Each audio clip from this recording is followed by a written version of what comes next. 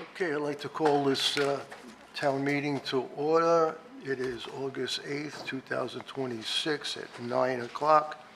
It is strictly a budget meeting. So any questions that you may have, please try and keep them to the budget. There's no other, we're not going to do any other issues today. If you wish to speak, you can have 5 minutes instead of 3. And that's where we go from there. So now I'd like to call for everybody to stand for the pledge. Pledge allegiance to the flag of the United States of America and to the republic for which it stands, one nation, under God, indivisible, with liberty and justice for all. You want to call the roll? Mayor Burrill? Yeah. Vice Mayor Mayfield? Here. Commissioner Pinder? He's on his way. Commissioner Kurzman? Yes. Commissioner Titigus? Here. We have a quorum. Okay.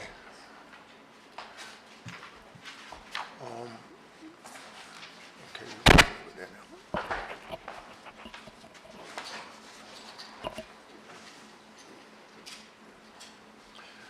Okay, now we're going to have a presentation of the budget for 2027. Town manager. Yes, good morning. Thank you for being here.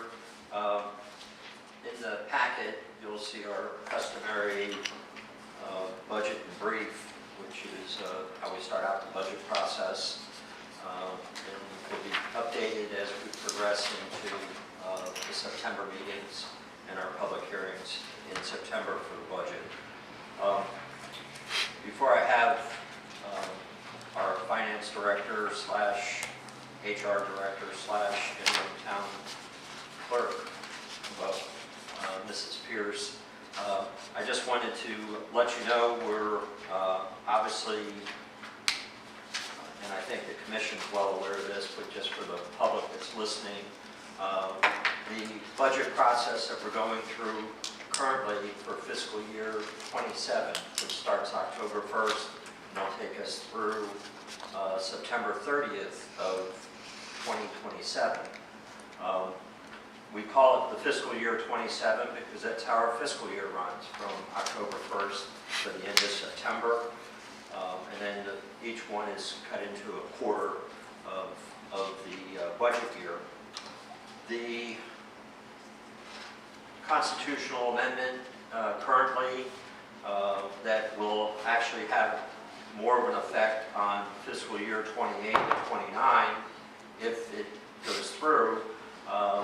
As I think everyone's aware of, earlier in the week it got thrown out by the circuit judge in Leon County, which is the venue for constitutional amendments, problems, and lawsuits, and so forth. They currently have until the 13th, it's actually August 3rd, when that ruling was given. They have until the 13th to revise, I guess, the amendment so it's not as slanted, I guess, as what the judge had found. I mention this only to the fact that it doesn't really have a lot of impact on what you're deciding on for fiscal year 27. You know, there might be some measures, or there will be some measures if that does make it to the ballot and is approved, but that will be for our fiscal year 28 budget, as our taxes are paid in arrears. So the taxes for 27 are really paid in fiscal year 28. So with that in mind, unless you have any particular questions for me on those issues, I'm going to turn the floor over to our finance director.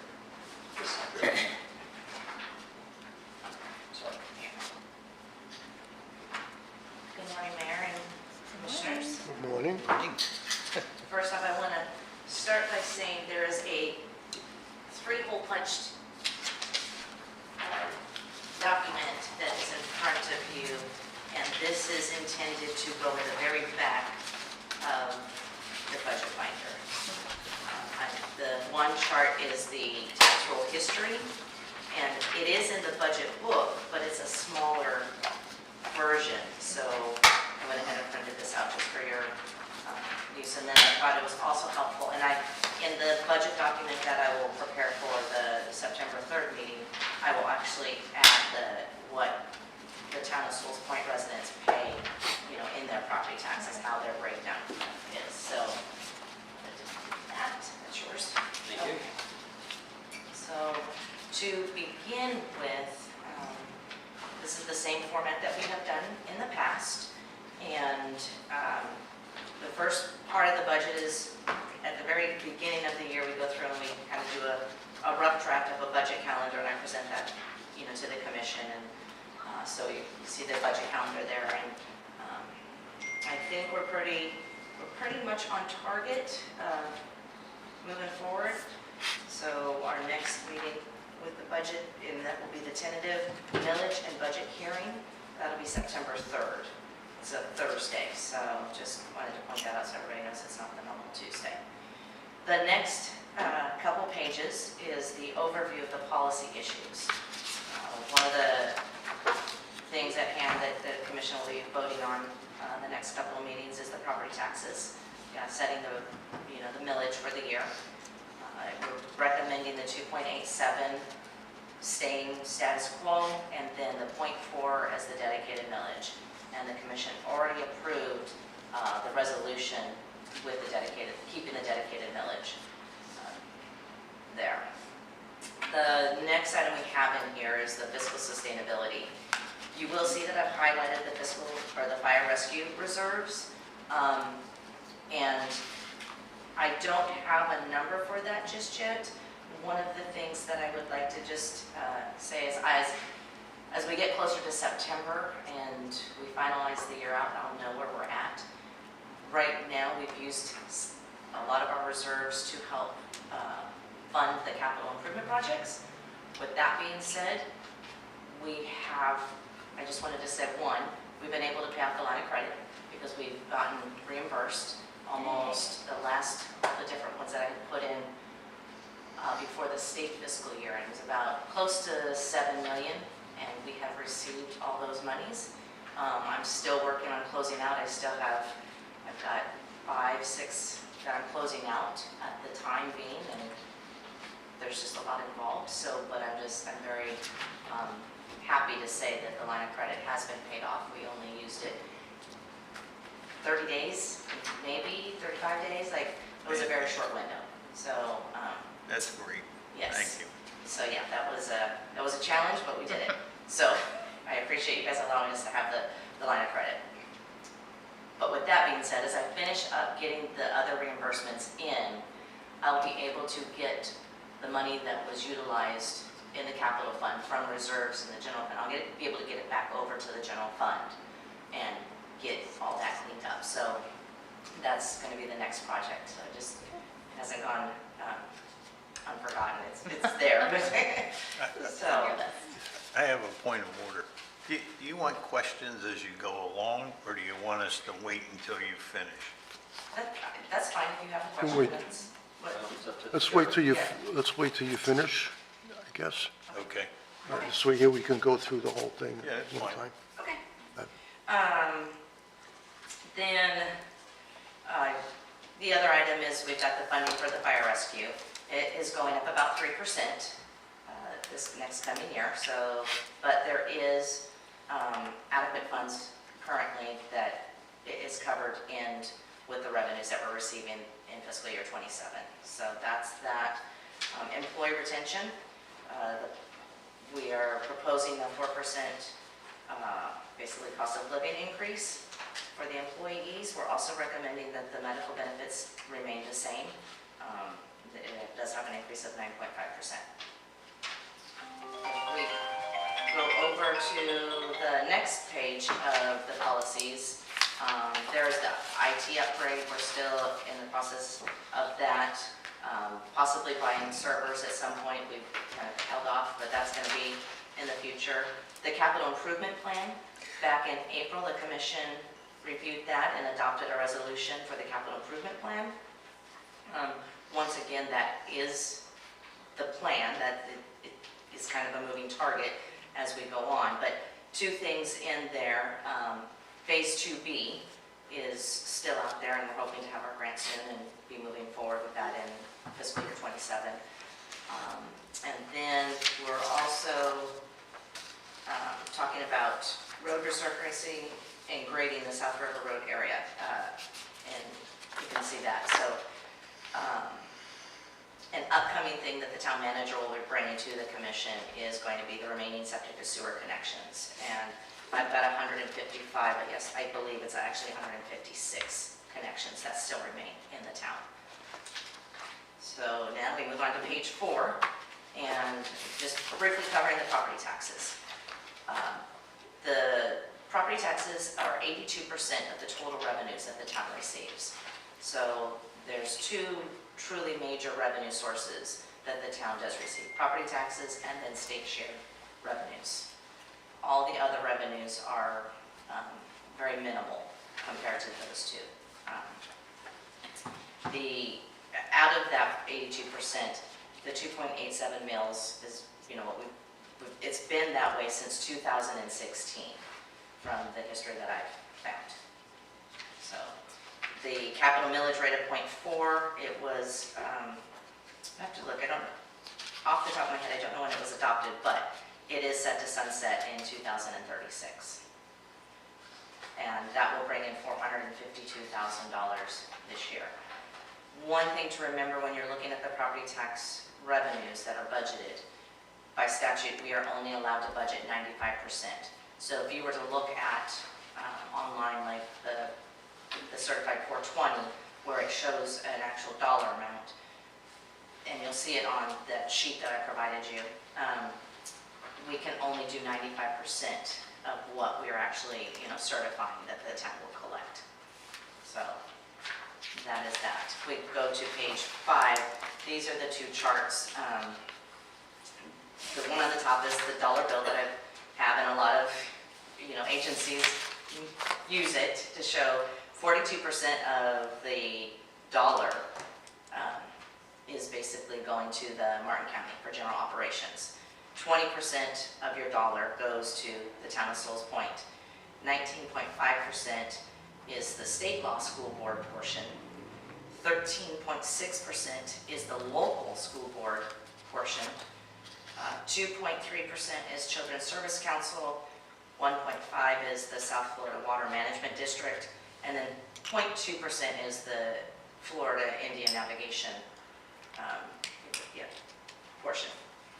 The chart down below, I know it's small in here, and that, once again, that's the one that I provided in a larger thing, but you will see that the town of Sewell's Point is the second lowest millage rate in the Martin County area.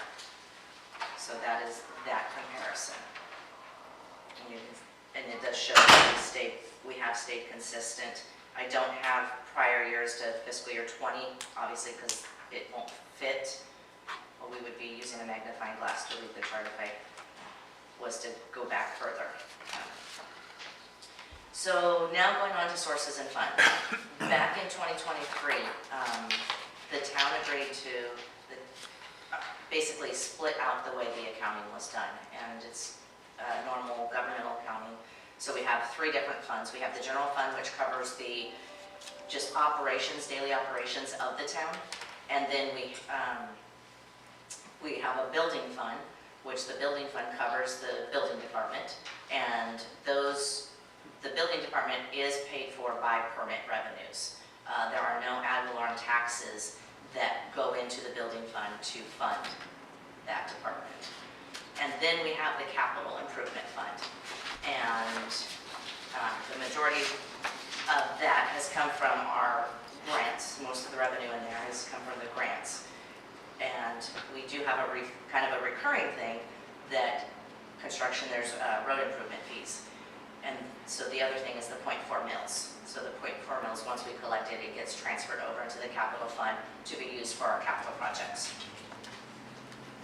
If we go to page 8, here's where the fund begins. This is the proposed budget, and this will be what is attached to the resolution. These these next 2 pages will be attached to the resolution for adoption, and adopting by fund.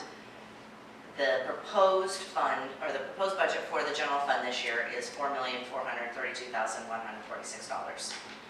In that, the first column you can see, that's the general fund revenues. So you can see the almost 3.7 in ad valorem taxes is proposed. And then communication service tax, the business tax, the sales tax, state revenue sharing, that's our next largest revenue source. If you combine those are all considered state share. We've got electric franchise fees, that's in there. But if you go down below, one of the things that I do want to point out, and when you get into the comparison of the years in the back of the budget, interest is at 25%. 2 years ago, we had, over $100,000 in interest. The way that I recommend adopting your budget is not basically basing your balanced budget on interest. That's not a good idea because interest fluctuates. The other thing is we've utilized our reserves, we utilized what was investment. So when we get to there, if you say, well, wait a minute, we had $150,000 one year, or $140,000, we don't have it this year. We're not getting that because it's not in investments, and it's just, to me, a very fiscal responsibility not to balance your budget on revenues that fluctuate. So, because if they come in June or July and you're low, then you're doing other things. So the next fund is the building fund. And so in there, you can see that that budget is, we're proposing $565,570. Building permit fees, recently, everyone was made aware that there has been a change to how This is the next page. Oh, no, so we're still on the same, We're still go on back the one page. Oh, sorry. My apologies. There you go. You're fine. I'm new to We're this. just in the next column. You got a novice here. I'm gonna Okay. get her trained in All right. budgeting. So we're still on 8? We're still on second column. 8. We're in the Perfect. second column Okay. for the building fund. Gotcha. So the way the building permit fees are calculated has been changed as of July 1st. Speaking with the town manager, we came up with a more kind of a policy thing that we would use 2 fiscal years back. So right now we're in fiscal year 26. We would basically base our revenue source on fiscal year 25. And the thought process, we know we collected $400,000 in 25. So that's what we'll be using to fund fiscal year 27 expenses, if that makes any sense. So using 2 years back, funding the following year. So you're not, once again, funding kind of based on guesstimating what construction values or things, activity is going to be in the town. With that being said, we are projecting to use the reserves, the building revenue reserves, not any taxes, not ad valorem taxes, of $146,000. So, and once I get back, I do have a little, with that, just one of the things is, as of September 30th, 2025, fiscal year 25, the building department had an ending fund balance, otherwise known as the building revenue reserve, of approximately $491,000. So that was excess revenues that the building department generated from building permits over multiple years. So these reserves are strictly derived from building permits and not ad valorem taxes. This amount will change once the final numbers are in for fiscal year 26. The estimated use of the reserves this year for fiscal year 26 right now stands at $46,000. So we budgeted more. We budgeted to utilize $176,000 to balance fiscal year 26 budget, but it's looking like we're only going to be using $50,000 of that. These reserves will be utilized in 26. So utilizing the $46,000, it's going to take our reserve balance down to $444,000 at the end of fiscal year 26. We're estimated to use $146 for fiscal year 27, and And once again, these reserves can only be used in the building department. These reserves cannot be transferred into the general fund. The building department is pretty much an enterprise fund. It's self-sufficient. It makes its own revenues and spends its own money. We do allocate some of overhead cost to the building department because part of the town manager can go in there, part of my salary. So there is that. So just a little bit of how the building fund works. The next column that we have for budgeting is the capital fund budget. We are proposing $10,445,675,000 as the fiscal year 27 budget. The main revenue sources that we are proposing for this year, or for fiscal year 27, is going to be grants. So we have $2.5 million in legislative appropriation and $6.5 million in grant monies. So that is the revenue side of things. So now we'll go on to the next page, page 9. And you'll see that I've got the expenses broken down pretty much by department for the general fund. And you can see where we have the executive, finance, legal, we have our debt service. Hopefully this will be the last year that we have to have that on the books once we sell 78 Sewell's Point Road. Governmental services, that's just overall, parks, facility maintenance, things that just daily operations for the town. And then we have our police department, we have our fire. It's not our fire department, but it's a contracted service, so that's our fire budget. And then we have the transfers, and the transfers is that 0.4 mils that we collect for strictly for capital projects. The next item is the building. The building expenses are $565,000, and then we have the capital fund, and we've got $186,000 just for general governmental services. In there, stormwater, we're estimating $10.1 million for stormwater improvements, and then streets and bridges, we have $125,000. So now we go to page 10, and this is the fire rescue agreement. We have 2 more fiscal years after fiscal year 27. It is a 3% increase, and it is funded with the ad valorem this year. So page 11, I briefly spoke on this earlier, that we're recommending a 4% cost of living adjustment, and then we're recommending to stay with the current medical benefits that we have. Let the record show that Mr. Fender is here now. You have a full quorum. On page 12, this top portion is basically the authorized positions. This will also be in the budget resolution as for adoption. What this is, it shows how many positions the town has. So it shows the town manager, the basically clerk, finance, HR, deputy clerk, finance, building official, permit tech, public works, police chief, police admin assistant, police lieutenant, 1 sergeant, and then 7 police officers. So when this gets adopted, this is what the town is authorized to do. So any other positions that the town manager decided to bring on would have to come back, before the commission for approval. So in that, down below, it shows how we've split out the salaries for these positions. And like I stated earlier, we do split out positions into the building department because there's a little bit of hands-on and things that deal with the building department. So last year it was asked to have aggregate totals. I think it was last year that was asked to have aggregate totals at the bottom. There's the aggregate totals for the wages and benefits for the town. And then if we move to page 13, here's the resolution. This is about the capital improvement plan and the resolution that was adopted. Once again, this is a plan. It's a moving target. There are some things that we put into the budget, there are some things that maybe weren't on the capital plan that we put in. It's kind of a guide that we, use when we're preparing the budget.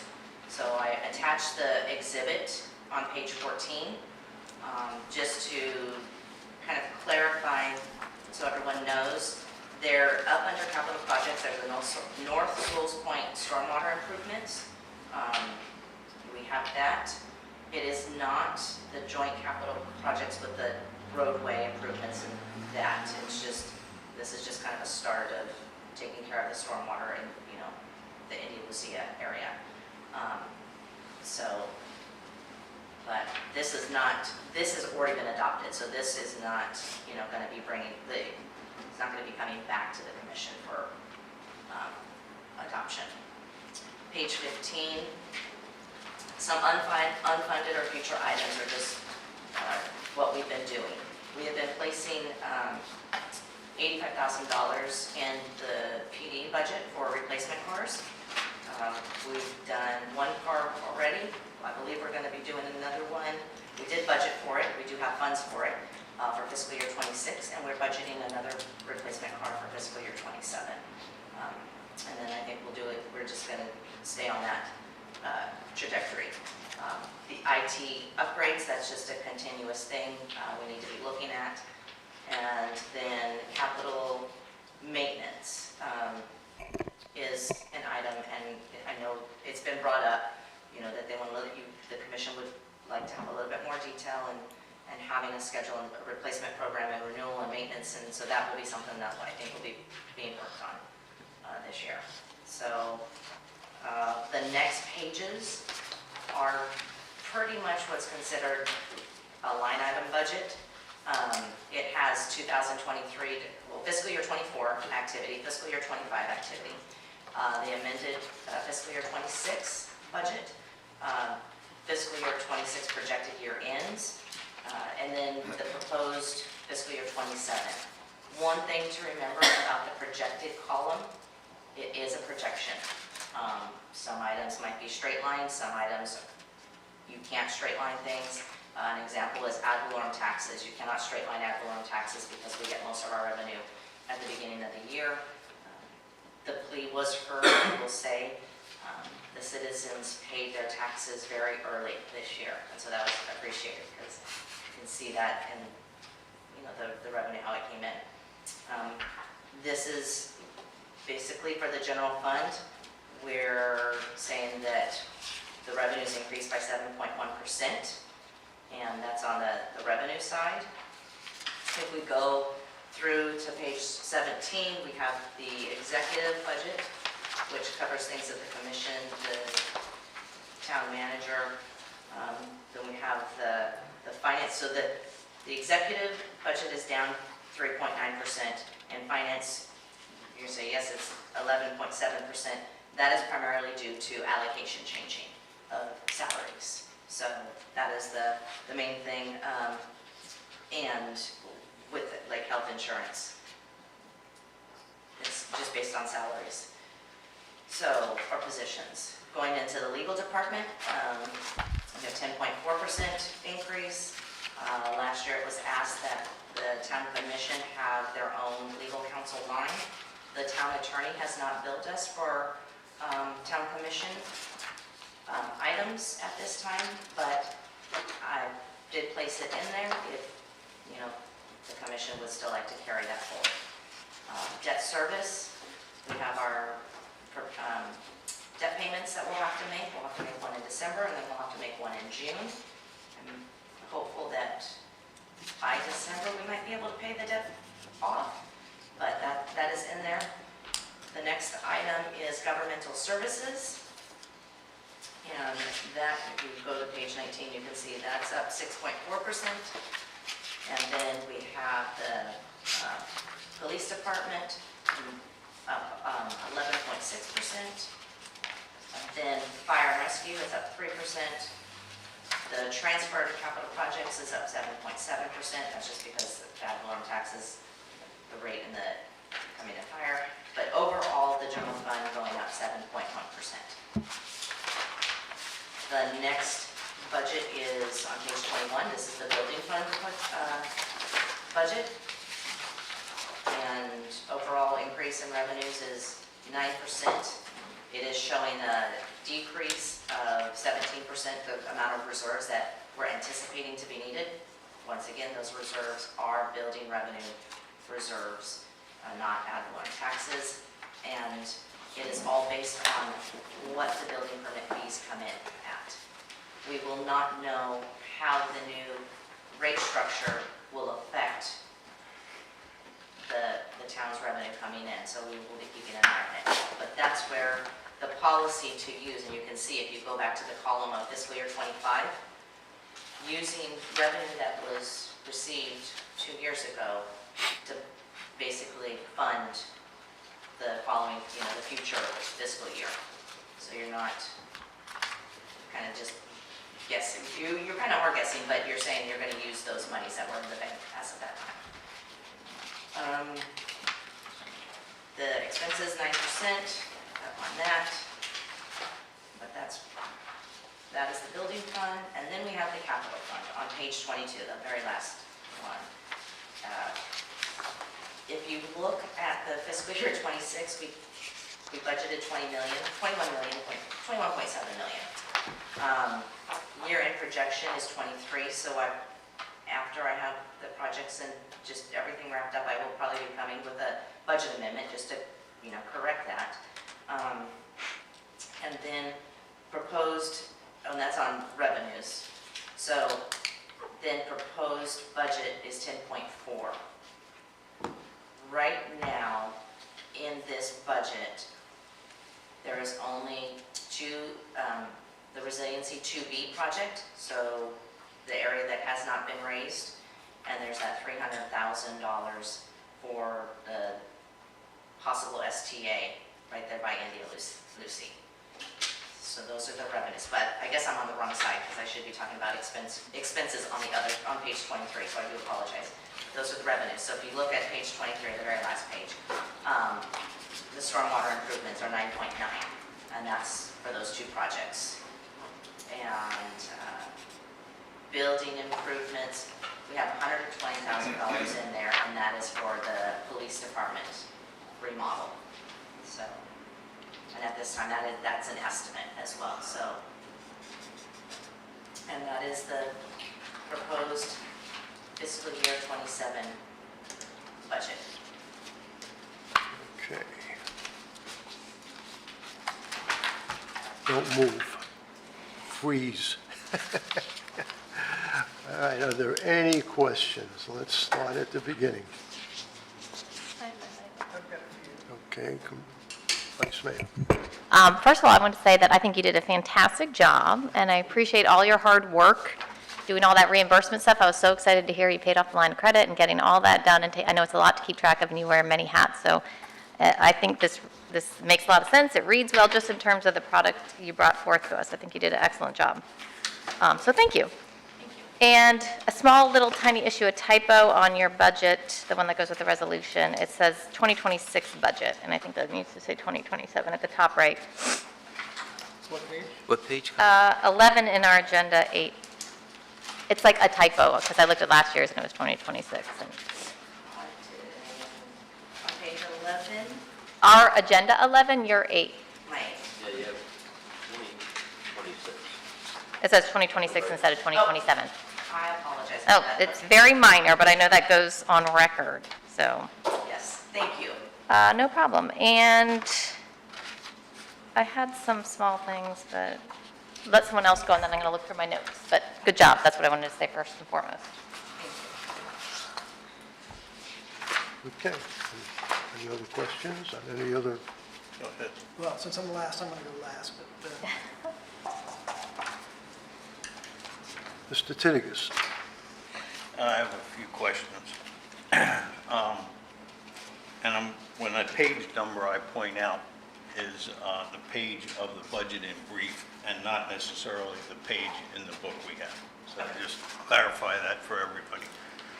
So page 2, the statement here says FY '27 designated for road resiliency, once again with a specific focus on Phase 2B and 4.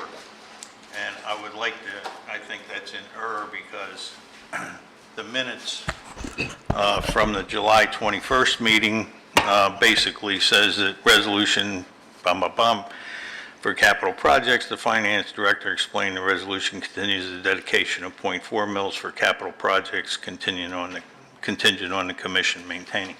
So it is not focused on any particular projects, just the capital improvement projects. And that's a here it says road resiliency, focus on 2B and 4, and that's not the case, even though they are included in the capital improvement projects. So this year, in fiscal year 27, we have a match to our grant.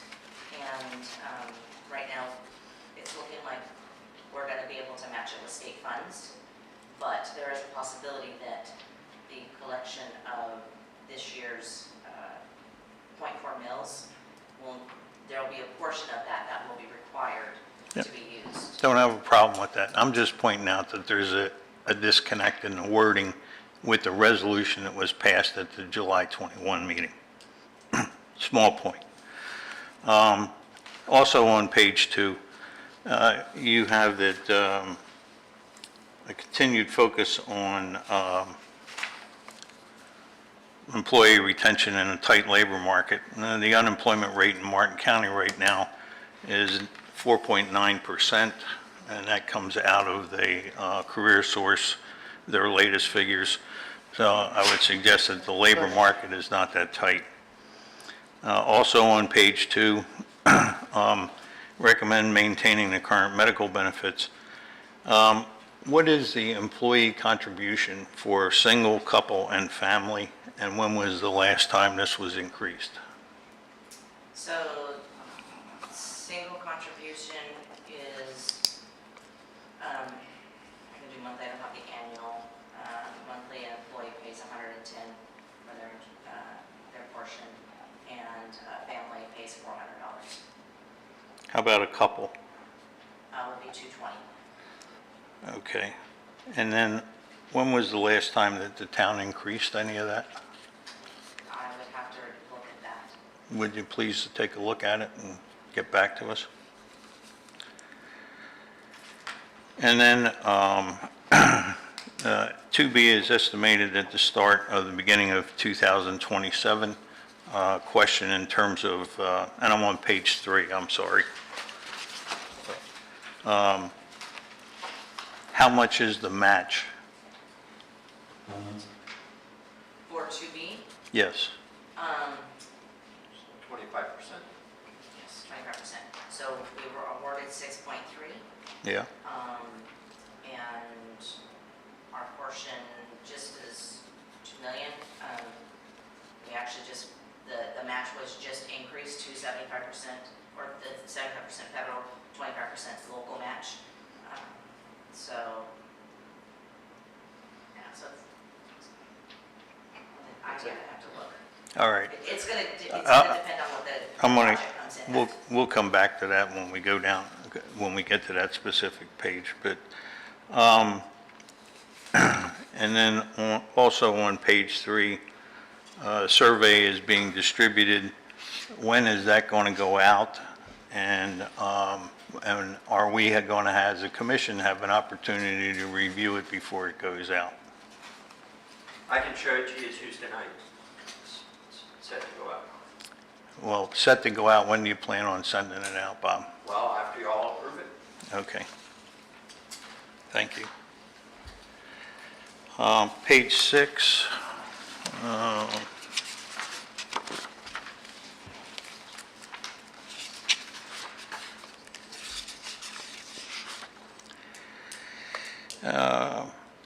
And I'm going down to the building fund. And you indicated that we had gone back to 2025, used that number to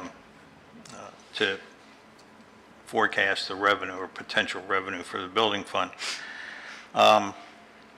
So has any consideration been given to taking the permits issued in the last 12 months and using that as a basis for calculating anticipated revenues?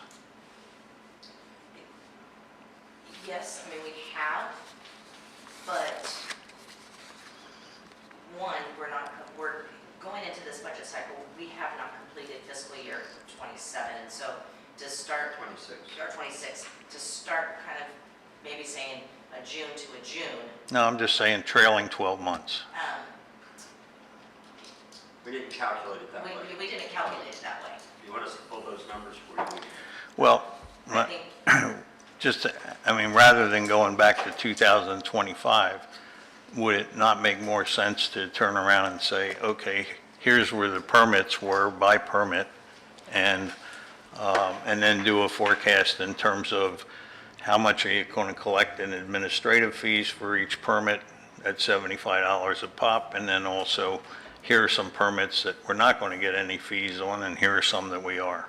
I think the more fiscally responsible aspect of it is if we take monies that we know have already come in as revenues and knowing our expenditures. So the last full year that we have is the fiscal year of 25, because we haven't finished 26 yet.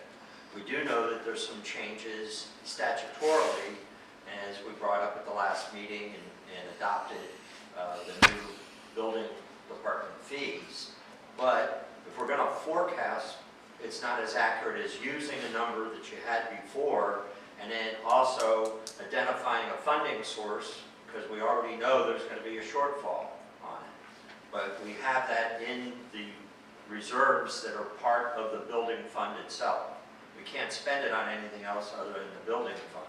So that accomplishes two things. That drains down our reserve fund in the building side, because we're only allowed to accumulate so much money in the building fund. And also give us a more standard to go by, even in the future as we go. Because we don't know how a building's going to go in the future. You know, it's like taking a dart and throwing it a dartboard and hoping that you hit a bullseye. You know, chances are we're not going to hit a bullseye.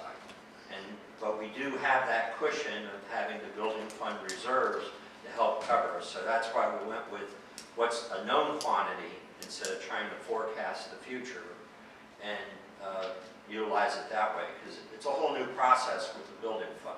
No, I don't disagree with you. I'm just, you know, we have a, you know, a disagreement perhaps in terms of what's the best way to arrive at a number, but.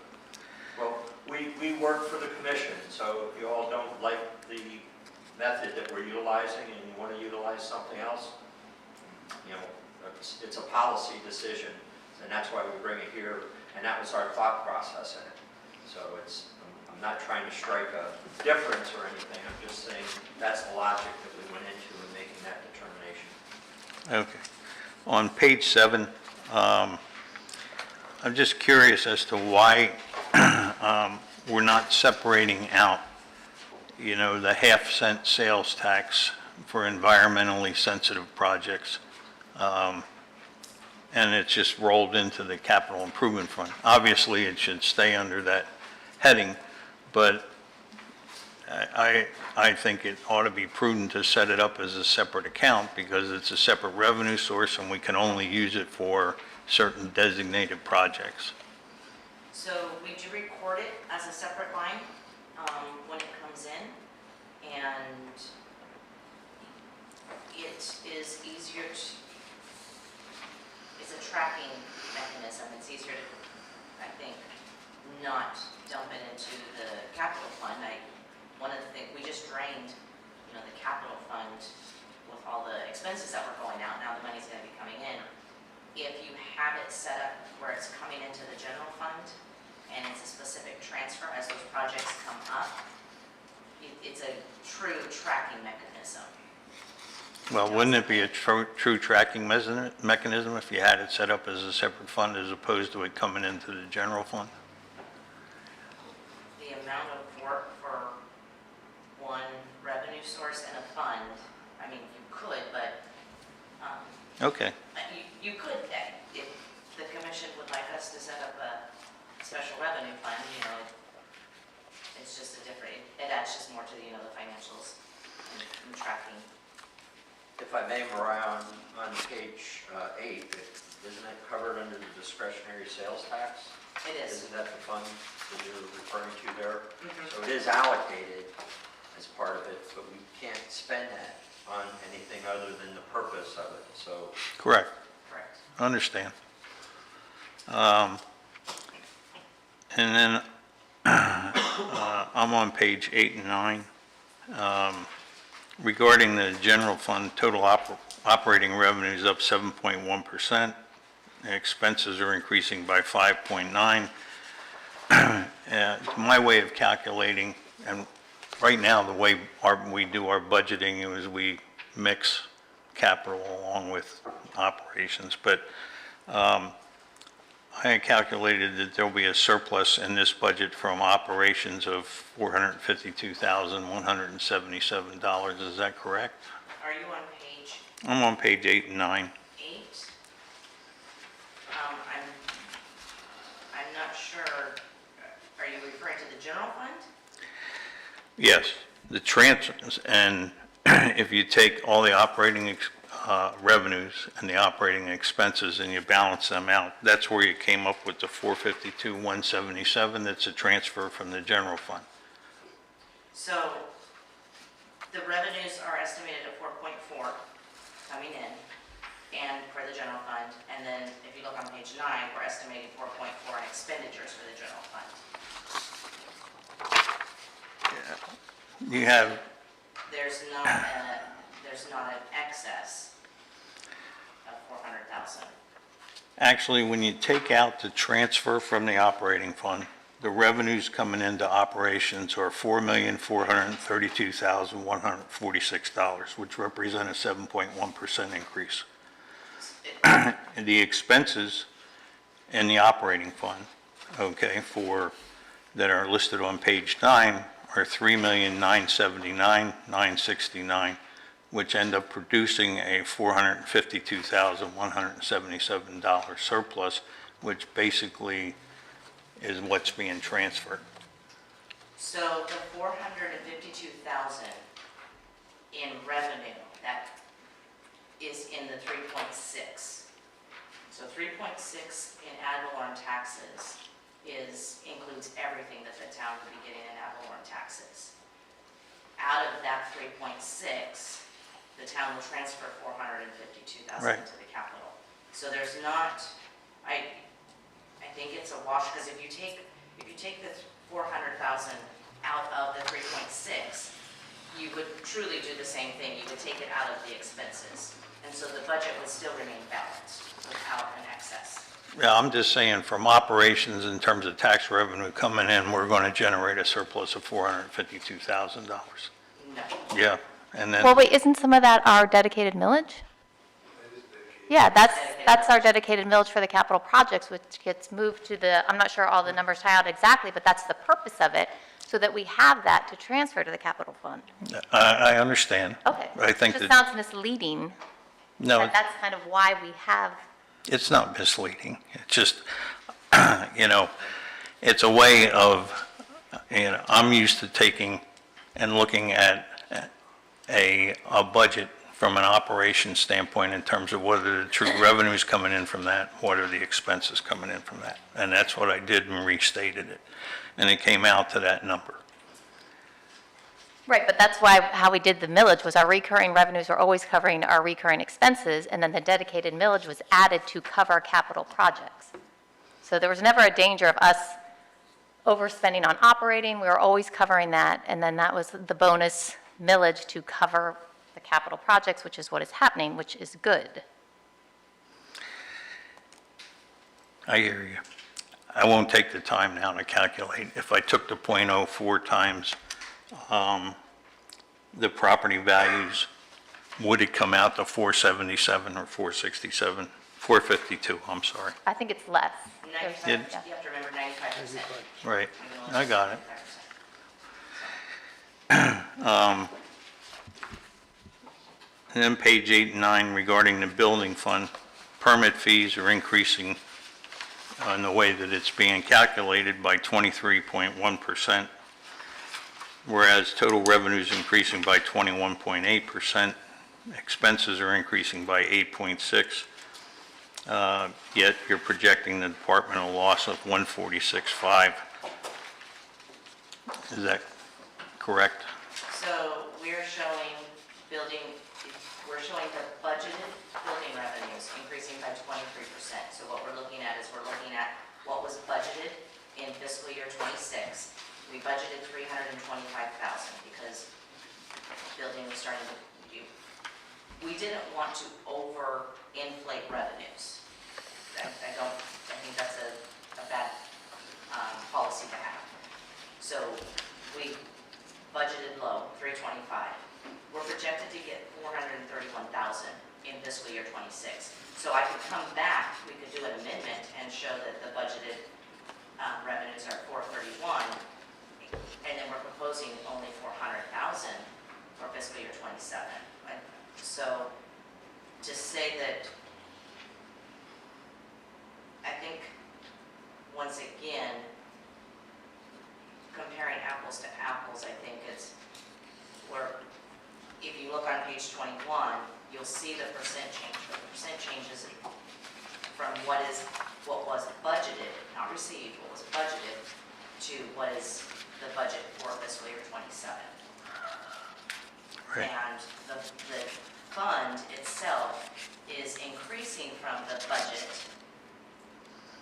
in fiscal year '26 to fiscal year '27 by 9%. So, Right. We've got 3.36 FTEs assigned to the building fund, the building department. correct. And the purpose of the legislation was to basically reduce permit fees across the state. And I just find it interesting that ours are going up. If we could turn to page 8, question in terms of you're projecting that sales tax is going down. So these numbers are provided by the state. However, the state does not provide the numbers until sometime in August. Because this budget had to be prepared before August, I don't have the numbers. So what I have done is I've taken the history and I guess you want to say I guessed. It's just a projection. So based on what has been coming in, what it looks like. I will not have numbers from the state. The last time I looked at the state's website to see what was going to be distributed to the town, it was not available. Okay. And just as an FYI, in 2025, it was 293,000 is how it finalized. And we're projecting a reduction. Curious in terms of state revenue sharing. This has been broken out into 2 categories, and it hasn't historically been 2 categories. What's the difference? It has been broken out into 2 categories. One is for the alcohol beverages. So we get money distributed to the town regarding what was collected for alcohol beverages. So, and then the other is just the state revenue sharing that they decide on. Which one's alcohol? 33512 or If you look at 33515? If you go to page 16,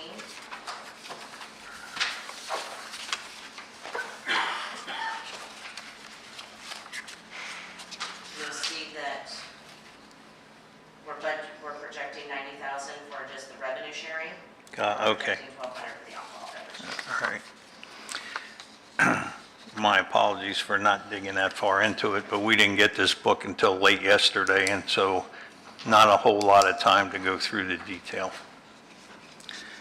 And then interest, you mentioned that your philosophy is not to budget interest so low, but you've done a great job in terms of collecting the grants, and so our reserves ought to be back to where they were. And in the past, I mean, interest has been budgeted at 95,000, 115,000. And so now we're dropping it back to 25,000. And we have roughly over, once everything is back to where it should be, about $5 million in reserves sitting out there. I think the main thing, we're trying to be conservative. No, I understand. There's a difference between conservatism and sandbagging. What's sandbagging? What's sandbag? I really don't know. Sandbagging is underestimating and over-delivering. Why is it called sandbagging? I don't know. It's just the term that I've used in business all these years. Okay. So, Okay. We can go and promise you the stars and say that we're going to bring in X number of dollars. Currently, we've spent our reserves on the capital projects. We knew it was going to be tight. We got everything done that we were required to do. Now we're going to start seeing those reserves built back up, but it's not going to be like every year where automatically we have the reserve money and we carry it over. We had spent some of those funds. So all we're trying to do is show a fiscally responsible method of projecting those funds coming back, and as they come back, the interest will build. I'd love to sit back here and say, hey, we undershot our estimate on interest and we made double what we were supposed to. But again, it's my dartboard thing, you know. It'd be great if we could get it perfect and we get the bullseye, but I can't guarantee you that. So instead of promising you That would be sandbagging, X, by the way. yeah. Well, not asking you to promise it, but as we rebuild those reserves, and what Mariah stated earlier when she was up here is that she's done a fantastic job in terms of collecting. There's still some money outstanding, and that's another question in terms of how much we have sitting out there. But we've got 2 more months to turn around and make collections. And the interest rates, when we had, if I go back to 2023, 173,000, 2024, 165,000, 2025, we budgeted 50,000, now we're budgeting 25,000. Mayor, may I make a comment? Just a quick one about the interest. I think, just from listening to this conversation, I think it's a good number, because I agree I'd rather be conservative, and we have another project coming up. So there's a good chance that the reserves will go back down, and that they're not going to be able to build up to the higher level. So I agree, since we're projected to get 25,000 this year, I think it's a safe projection to say we'd get 25,000 next year. Okay, Mr. Kurzman. Yes, pretty much, we go through this every year with the budgets and everything, and first thing I want to say is you've done an excellent job, and for the amount to get this together, to make this deadline, for us to sit here today and talk about this is just amazing what you've put together.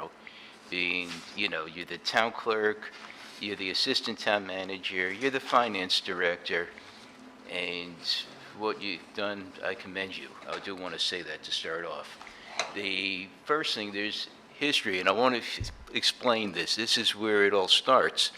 I became a commissioner here 8 years ago, and when I first came in, the biggest complaint when I heard from a lot of people was flooding. I got calls about flooding. It took, basically at that point I sat right where Commissioner Titicus is, and I asked that can we do something about the flooding, continue like what we did in phase 1. That's the only place that used to flood, and it no longer flooded as bad. There's still little areas that need to be tweaked. I'm not going to say there isn't, but the entire road would be underwater, going up the side roads, going up the main road, and it was about maybe 7 years ago, I was in the truck with the chief, and we were going around, and we were driving up River Road, and the water was coming up so fast. Next thing you know, it's almost up to the handle on the truck, and we had to get out of there to go up to the high road. This is not what we wanted for the future. It's called building an infrastructure. Sewell's Point had no real infrastructure when I first became a commissioner. They did put sewers in North Sewell's at that point, and that was just a project going underway, and we had phase one. And here we are 6 years later. We got $32 million in grants in about 6 years, which is phenomenal. And I thank my fellow commissioners that were up here during that period in the last 6 years to push this through. And, you know, actually took this in, and it's reality now. We actually now have a road that's no longer going to flood. And part of the agreement, once again, I've said this up here on the dais before, we said we'll continue to do this as long as we keep getting grants.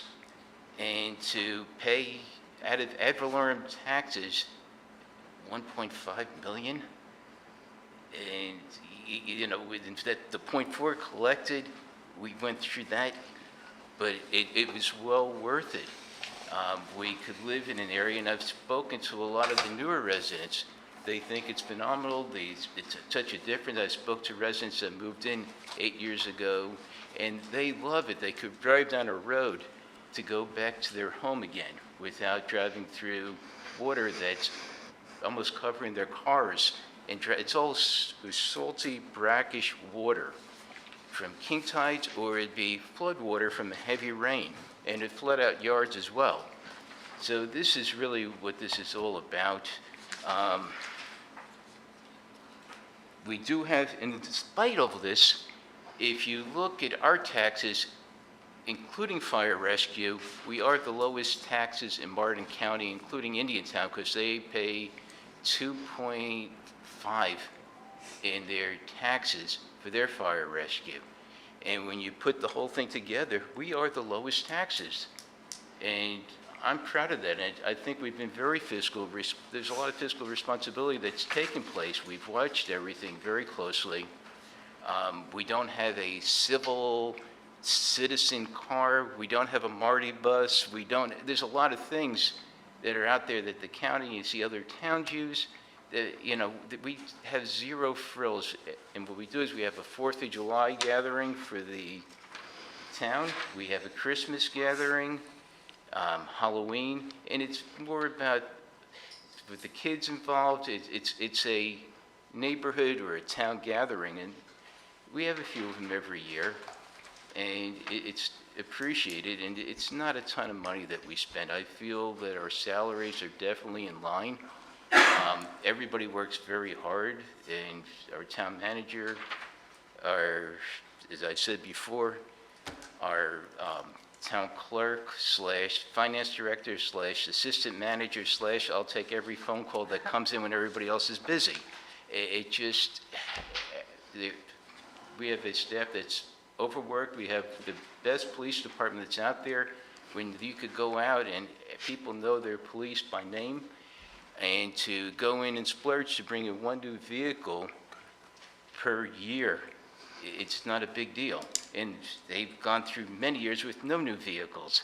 And, you know, the whole idea, this is called infrastructure, building a town, and safety. And we've done a great job at that.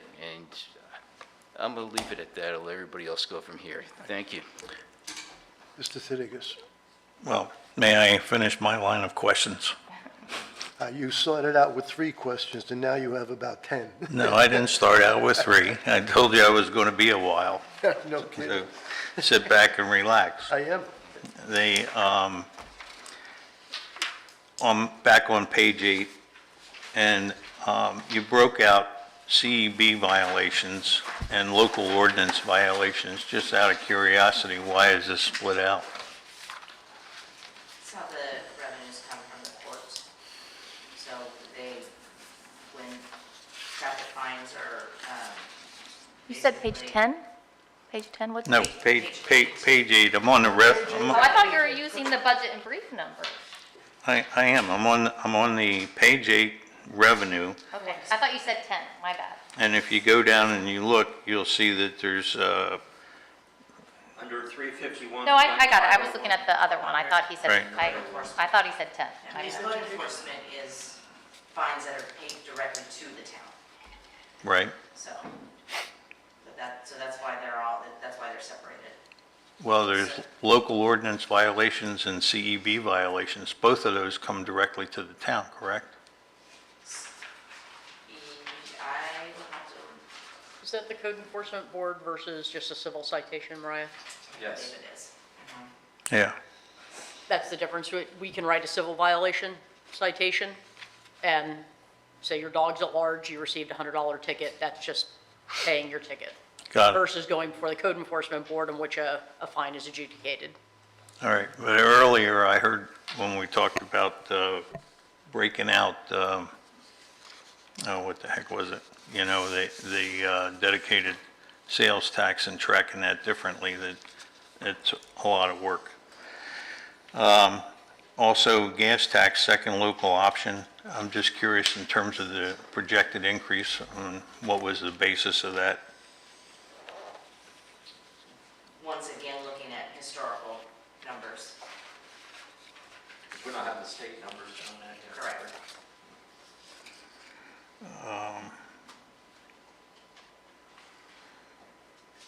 Okay. Then, building and road improvements. Is this the $20 that's collected with every permit? In the capital plan is what you're referring to. Yeah, I'm on page 8.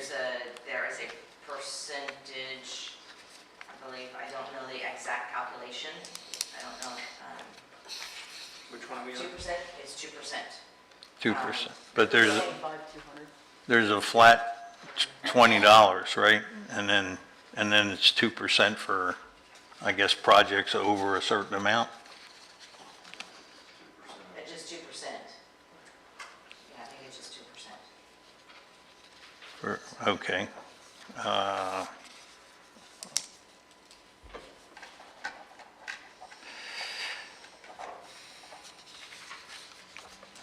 And then, this money also doesn't remain in the building department. I'm curious as to why. This is road improvement. So building department is basically not have, the building department is for plan reviews, inspections, that. Road improvement is a capital Okay. item. Legislative appropriations, how much do we have now and how much is being asked for this budget year for FYE '27? We don't know yet of what we're going to be asking for. How much do you have now? Right now, we have 2.5. 2.5. 2.5, okay.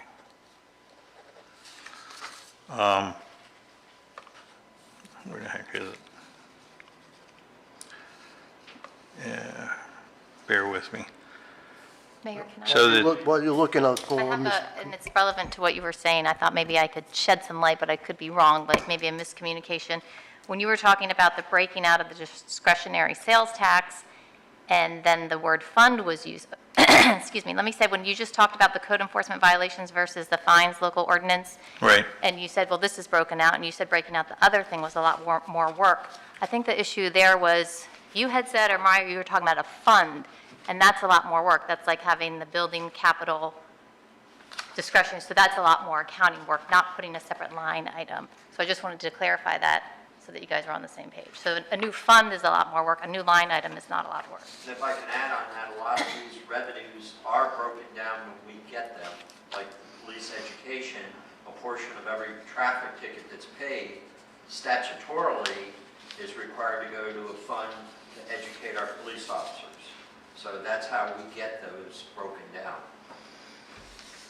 okay. Is that right, Mariah? I just wanted to, I thought I heard like maybe the, Yes, that's because correct. accounting words get used by everyone, including ourselves all the time, but everyone's not on the exact same page with what, because we use different words, depending what practice you're in. My husband and I talk all the time, and he'll use an accounting word, and I'm like, well, what do you mean? That's not, and then he's like, I'm just kind of using it in a more business sense, so it's where it gets confused.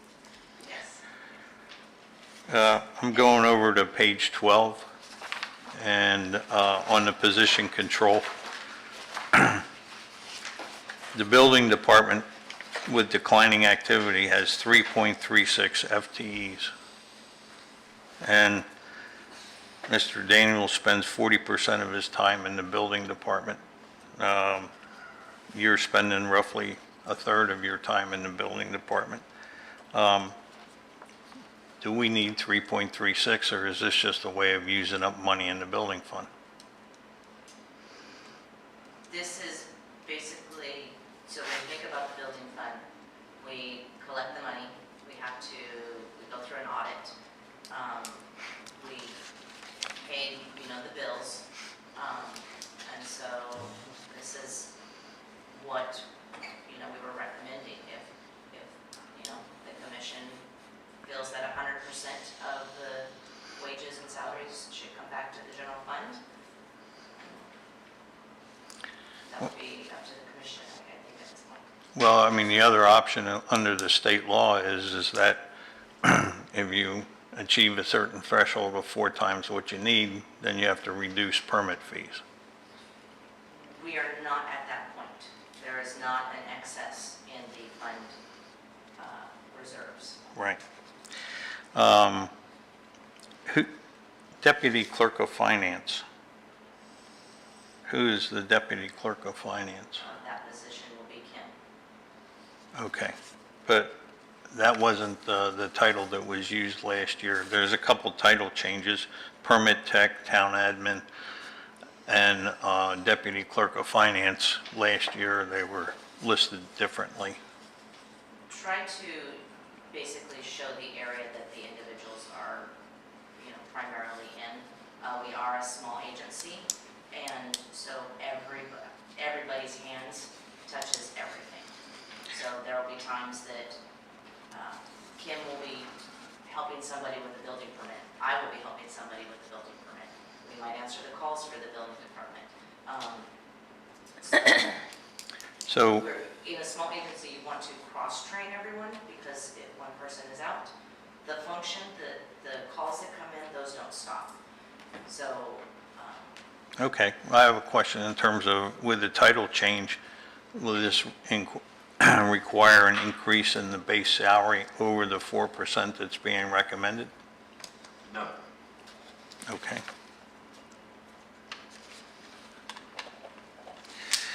And page 14 on the CIP, Police Department remodel showing a 9.1% increase. How was this derived? Where did we come up with the number of, so this number was agreed to in April when we were looking. I'm not sure where. that's not my question. My question is, how did we come up with the number? What number? The 120? Yeah, the 120. It was 110 last year. It didn't get done, or this fiscal year. It's being bumped up to 120, 9% increase. I'm not questioning spending the money. I'm questioning, where did the 120,000 come from?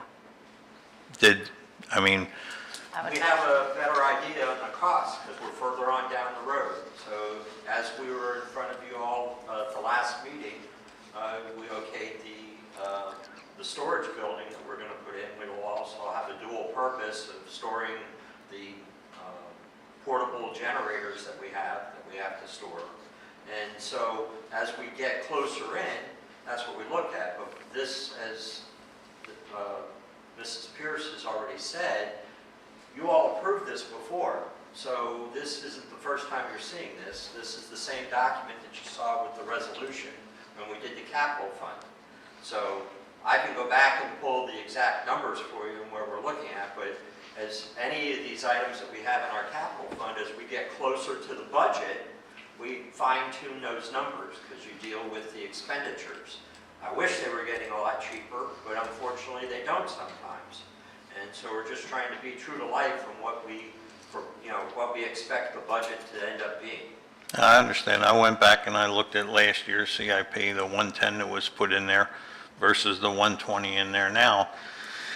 And inflation has gone up, depending on who you believe, anywhere between 2% 2.6 to 3.5% this last year, and yet this is reflecting a 9% increase. Well, you can present it anything you want to be quite honest with you. We're trying to give you actual numbers as we get closer to that fiscal year. And that's why we're dealing with it here. If you want to cut the budget, you know, I then didn't cut say, the budget. Bob, But I didn't say anything we're trying to be about realistic to you. cutting the budget, but if you've gone out and gotten a price on what you're trying to do, is that what I'm hearing? Well, we already approved this. Not that I appreciate all the questions, but this has already been approved, so. Okay. North Sewell's Point stormwater improvements for $300,000. This is the lot on North Sewell's Point Road, correct? It's the STA? This is the drainage area and also the pipes and whatever we need to do to bring that structure up to date. And I had a meeting with our town engineer yesterday, and he's going to give me a more comprehensive number. This is the one that we used back in April, I think, when we did Yes, this was, the capital fund, okay? So we're fine tuning that. So if that number is going to change, you'll know about it when we meet in September and we go through the budget. But I'm hoping for the funding source to be the half-cent sales tax, that we can use some of that money for a concrete project. Once I get the idea of what those costs are going to be from our town engineer, then I'm going to go back to the county and say, okay, this is what we're looking at for this project. I need an okay for you that you're going to reimburse us when we get done at the end of the day. And so that's the process that we're going through on that particular expenditure. You and I have spoken privately, and I've asked you to have Joe also price out what it would cost to replace it the way it was. Yes, and he's doing that as well. So there's going to come forth two prices then. All right, thank you. And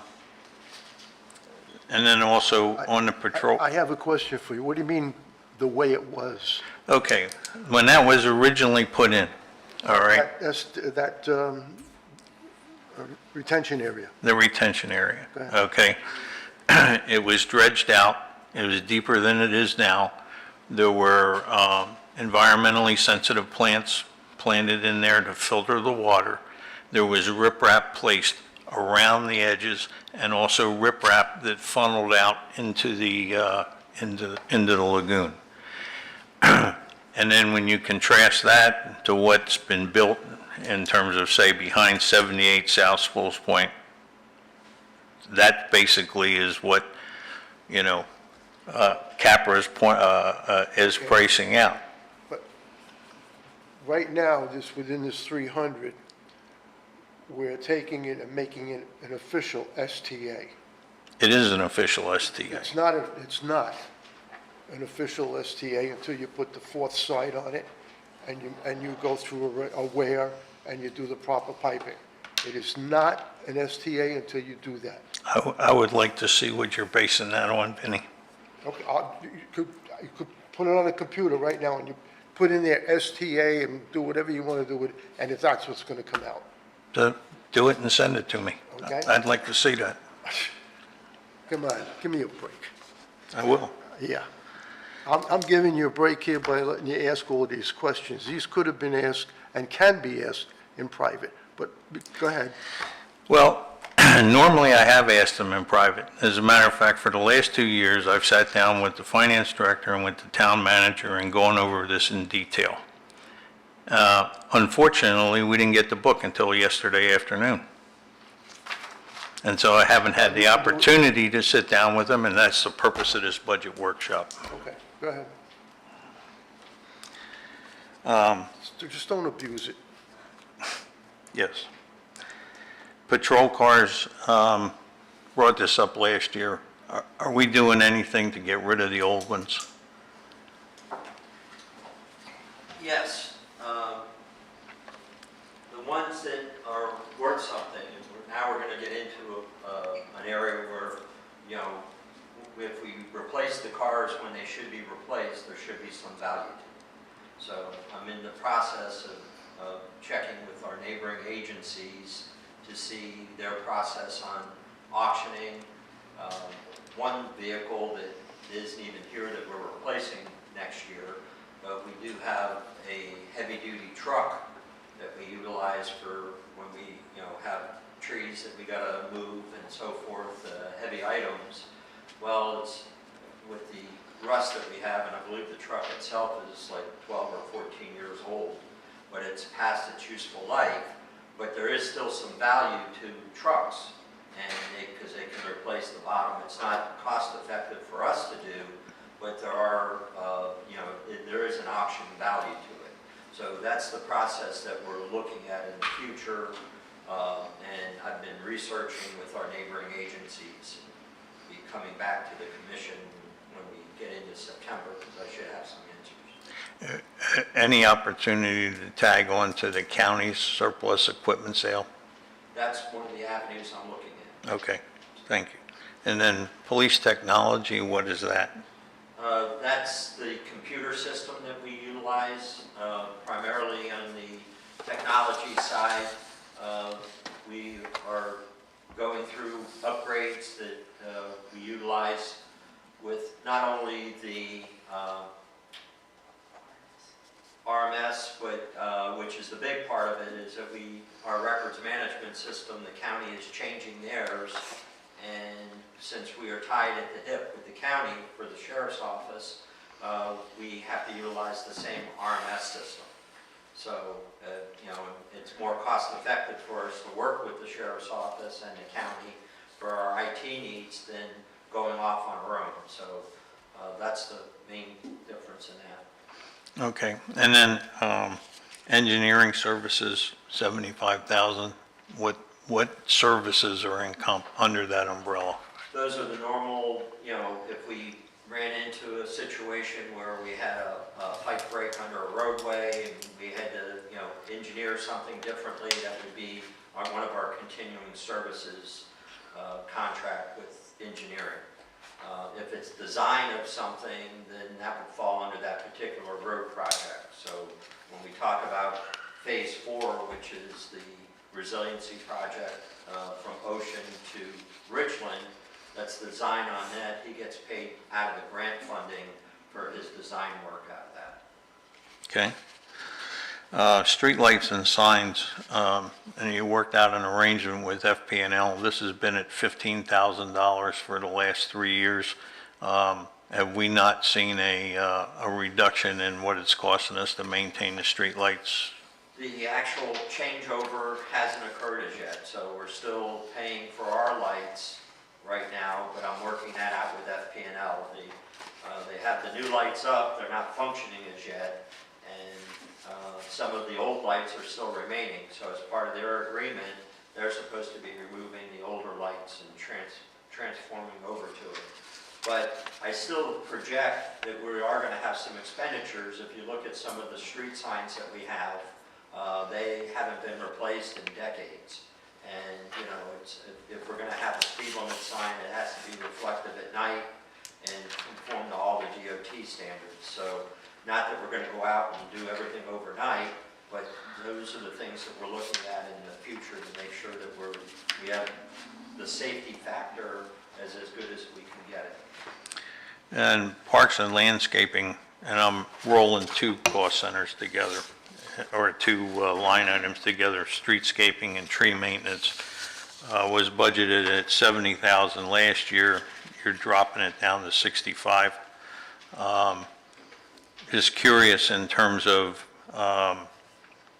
how far into a property owner's property does the town right-of-way extend on an average? And I realize it may differ lot by lot. How far, can you repeat your question? I'm not sure I understand. So, okay, there's a roadway, the center of the roadway, and the road ends, and there's a piece of property that also laps over into the property owner's land, that the town has a right-of-way or can, put something in.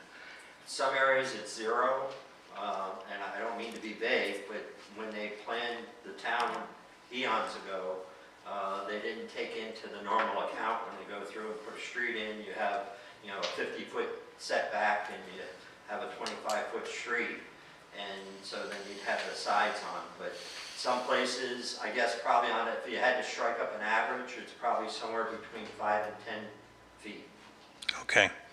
And then, and we had spoken about this previously, what would the cost be for the town to take over the tree trimming on the overhead maintenance? There's several residents have gotten door tags about having to trim the trees back to 14 feet. And if the town was to do this across, the entire community, what would that cost be? I don't know, I'd have to put out an RFP and, see what responses we get back. If that's what the commission likes me to do, I'll be more than happy to do that. Currently, the way it's dealt with is if the tree is on your property, you're responsible for that tree. If the tree is on town property, we're responsible for the tree. And that's why my question before that was, how far in does the town property go? Well, and like I said. Yeah, it's lot by lot, we have right? to, right, and that's really the way that we have to look at it. And that's what they take into account when we put the door hanger on to remind people that we do have that requirement here. And it's not our requirement, it's a DOT requirement. And if you recall, we've had several occasions where we've had fire trucks damaged. Florida Power and Light at one point was, saying that, hey, we can't respond in your town on certain streets because of the height. So when we look at the DOT standards, and if we want to keep ourselves out of litigation, we follow those standards. And and they are, just to reiterate, and it's part of our resolution, and I think later on we put it in under our ordinance, that it's 14 feet curb to curb. So it's basically from the backside of the curb or the roadway up, it's 14 feet. So when they cross underneath it. Now, if we look at DOT property, the right-of-way, which is ocean, it's 16 feet. It's different on their specs. I'm trying to understand the thesis of the question. Well, there are residents in town that have gotten door tags. Yeah, so And they- I don't understand, I get that. Okay. They And got door tags because their trees were, supposedly the tree not that, supposedly, they were, that's why they got the door tag. Right. So what's, and what is the, your desire based on that? well, I would like the town to take a look at, You would like the town to pay that expense for I'd- them to trim their trees? I'd like the town to take a look at what it would cost to make sure that it's maintained uniformly and at the town's expense. Yes. Okay, let's just boil it down. Let's say we do all that. There will be a cost to the town to do that work. Yes. Doesn't matter what it is, there will be a cost. Certainly, So we would incur the cost rather than the homeowner. correct. That's okay. I mean, if we decide to do that, that's great. But I don't understand how that plays into your overall agenda, because that seems opposite to me. Well- Aren't we trying to reduce tax base? I mean, you tell me what your goal is here.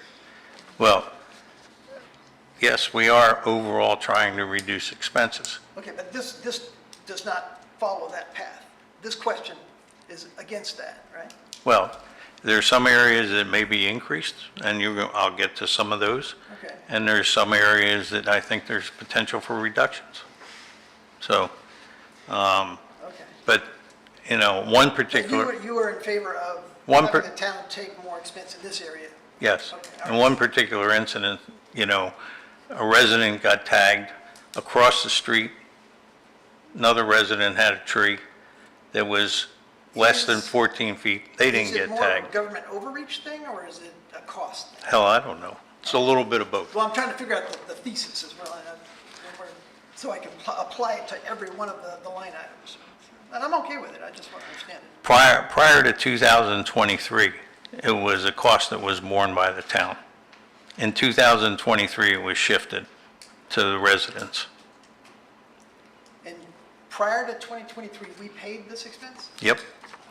everywhere. I don't know if that's true, I've been here a while. If I may? Yes, please. It's my understanding, actually, those expenses that kind of began back with Pam Walker, and I don't remember the exact number, but she did have the town's arborist look into what it was going to cost for them to maintain that canopy, and it was astronomical. Second to that, what we were maintaining was areas of special concern, such as, no one wanted the tree properly trimmed on Miramar because of its length and that kind of stuff. So in some areas where it partially could have been our tree, and to answer the question, we do have some streets, no right-of-way, some are 3 feet. High Point, it's 60 feet on East and West High Point is the road right-of-way, so it varies everywhere. You have to check a map for every property. But it was bringing in arborists to specifically target, I think we have a technical term in our ordinance, of specimen trees, to go ahead and try and lift that canopy as opposed to just pruning off that canopy, because I spent a lot of time with the arborist. Trimming branches in certain ways can lift branches versus just hacking them off. So it wasn't that we were looking to just go ahead and take care of maintaining everyone's trees all over the town. It was areas of specific concern. I would absolutely agree that it would be on a case-by-case basis, right? I mean, I don't think making a blanket statement's prudent. I mean, there'll be cases where we do want to trim, and there'll be cases where obviously, we're going to ask the homeowner to take care of their own business for themselves. We had also had circumstances where we'd had numerous crashes. We wrecked a brand-new waste management truck. They operate on natural gas. The tank is over the cab on the front of the truck. So when it collides with one of our branches, that second is out of service because it makes the truck dangerous because of the compressed fuel. We had had numerous instances in a period of time where we could have seriously injured folks with waste management because of our trees. So let me ask a question on that. If we took over the trimming of the trees over the streets where there should be 14 feet, won't that increase our liability? It could, I mean, I would think. if we happen to miss a tree on the trimming and a truck collides with it, we would be responsible if it's Yes. over the street. Is that basically it? Yes. Okay, so right now it's the homeowner that's responsible and it's their tree. So, And there's an ordinance, Yeah. hence the red tag. Right. so If I hence the may, tags, yeah. Mayor, we're talking right now, I think on page 14, if I'm correct, and that's the capital improvement plan that we've already discussed back in April and passed.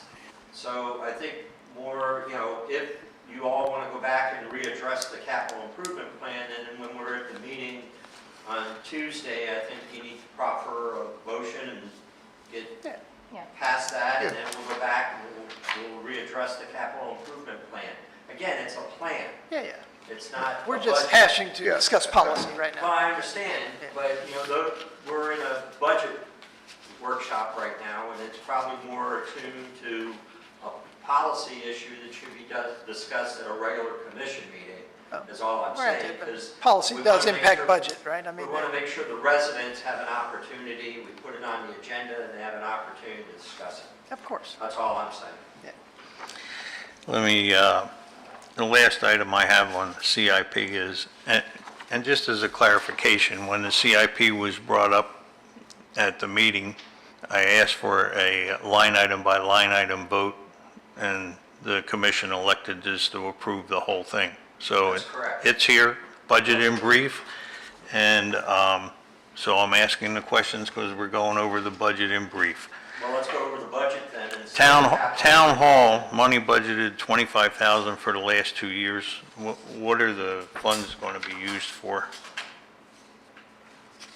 You're talking about the capital improvement plan again? Yeah, Mayor, do you want to discuss the capital improvement plan, or do you want to discuss the budget? I'd like to discuss the budget. okay, please turn to page 17 then.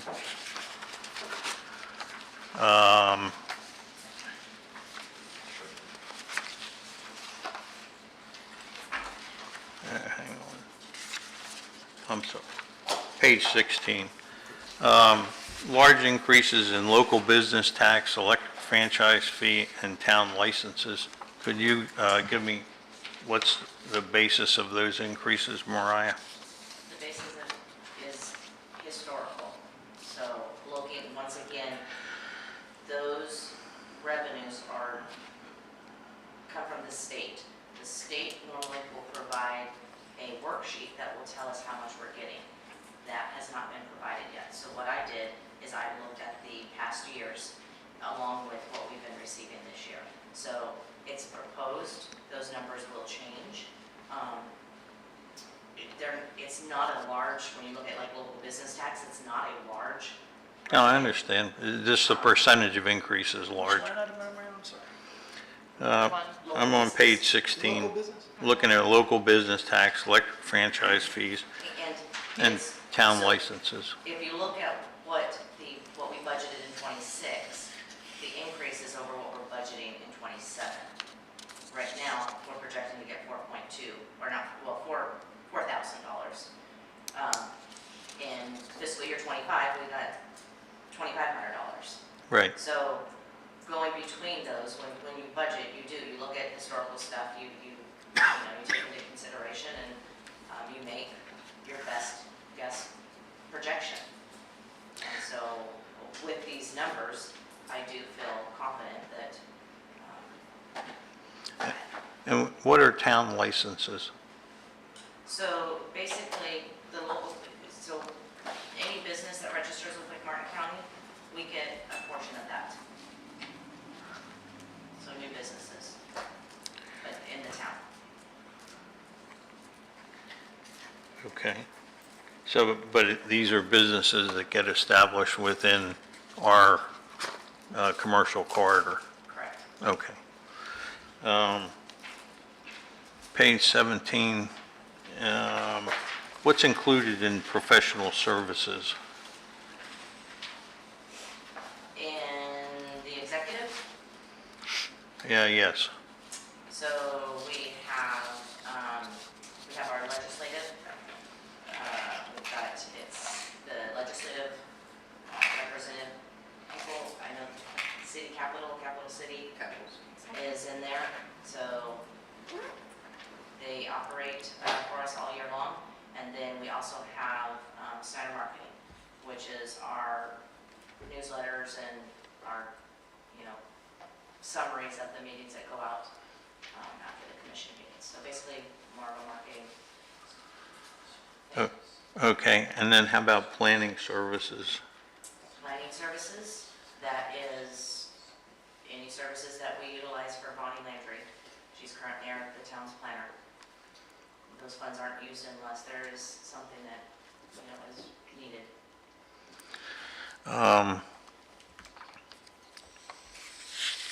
And then professional services down under finance, going from 5 to 10. It's actually, so I budgeted 15 in fiscal year '26. Right. I'm estimating we're going to spend 5, it could come in as 7. That is for Holly Beth. She helps us, this year she helped us with audit items. So it's just one of those things. It's also a internal control that we use on a monthly basis. So she does the bank reconciliations. So it's a internal control that we provide that, pretty much finance is a one-man shop. And, The auditors require it. yeah, Well, smart, too. yes. And I'm assuming the increase in health insurance is because you've gone on full-time health insurance. Mariah, is that what that is? We hired an employee that is using health insurance. And this is a portion. Okay. What would be that position? That is the deputy city clerk, Okay. finance. And then if you go to page 18, there's a big disparity in legal expenses for the Code Enforcement Board and the Board of Zoning Adjustment. Would you explain that disparity, please? It depends on what cases come before both of those boards and what type of, how long they go. This past year, we had a couple meetings with the code enforcement that went a little bit longer. We was on zoning. Zoning, there was one, I think we almost went Yeah, 5 one, or 6 hours. yeah, one was 7 hours. There- Yep, So that's what it's based on. We use it when we have those meetings. But even if I look at the 25-26 amended budget, and I understand that we had one case that went for a long time, the BZA is $3,000, and the CEB was budgeted at, the amended budget at $12,000. Is this a difference when you use a special master versus the board itself? We have more code items than I think we have zoning items. So it's just, it's being, basically it's the time that the meetings go, but it's also if we don't have any zoning issues, we don't have a meeting, so we're not paying somebody. So typically, we're having more code enforcement items come before. Okay. Thank you. And then page 22 and 23,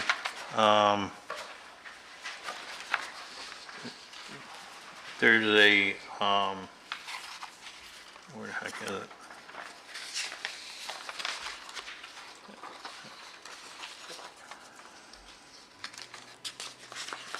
Bear with me till I get there. Mr. Fender, did you want to talk in between? No, I'll do it. Okay. Page 22 and 23 on 2B, there's a potential shortfall of Minus price, but- $591,044 between what the project's going to run and what the revenue that is, that's sitting there.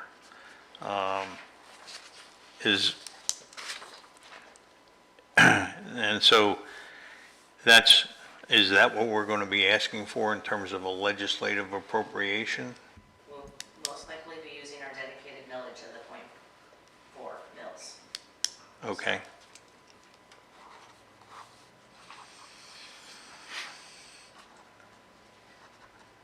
Okay. And then,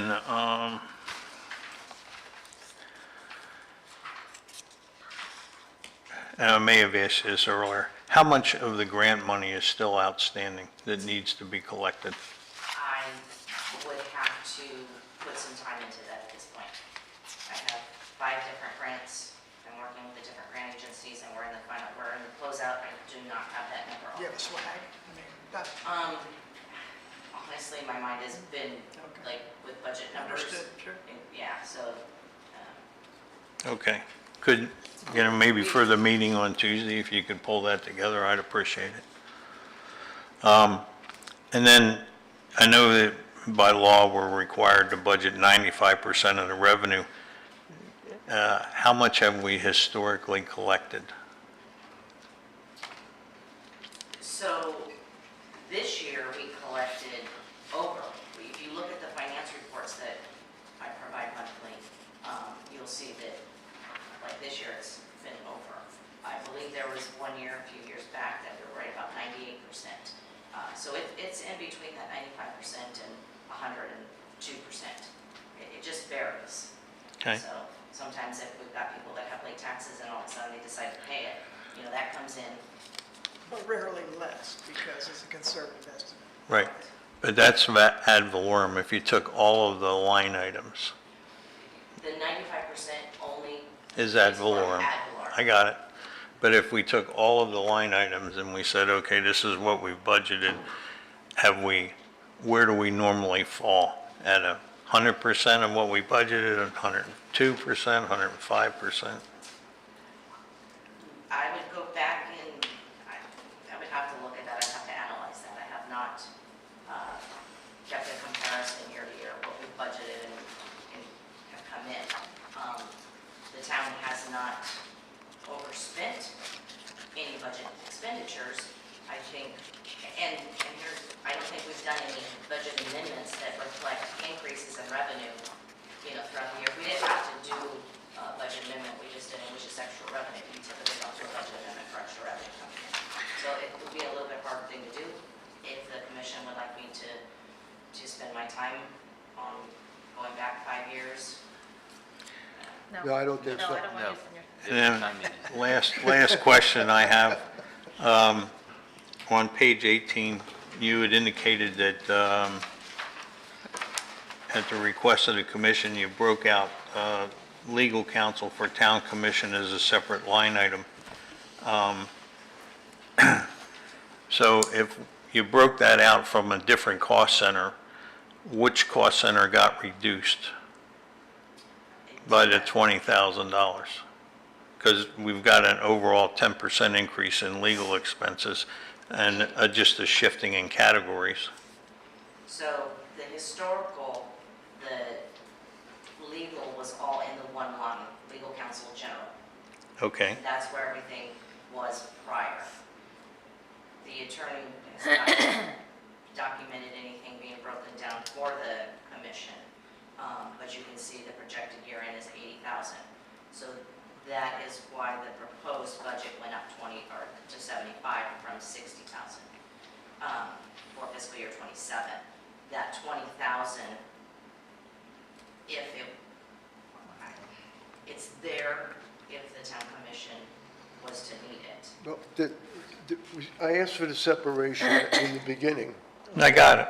I understand Yeah. that, but the point is, 20 grand got moved out of one category Whoa, to whoa, whoa, another. Whoa, whoa, let me finish.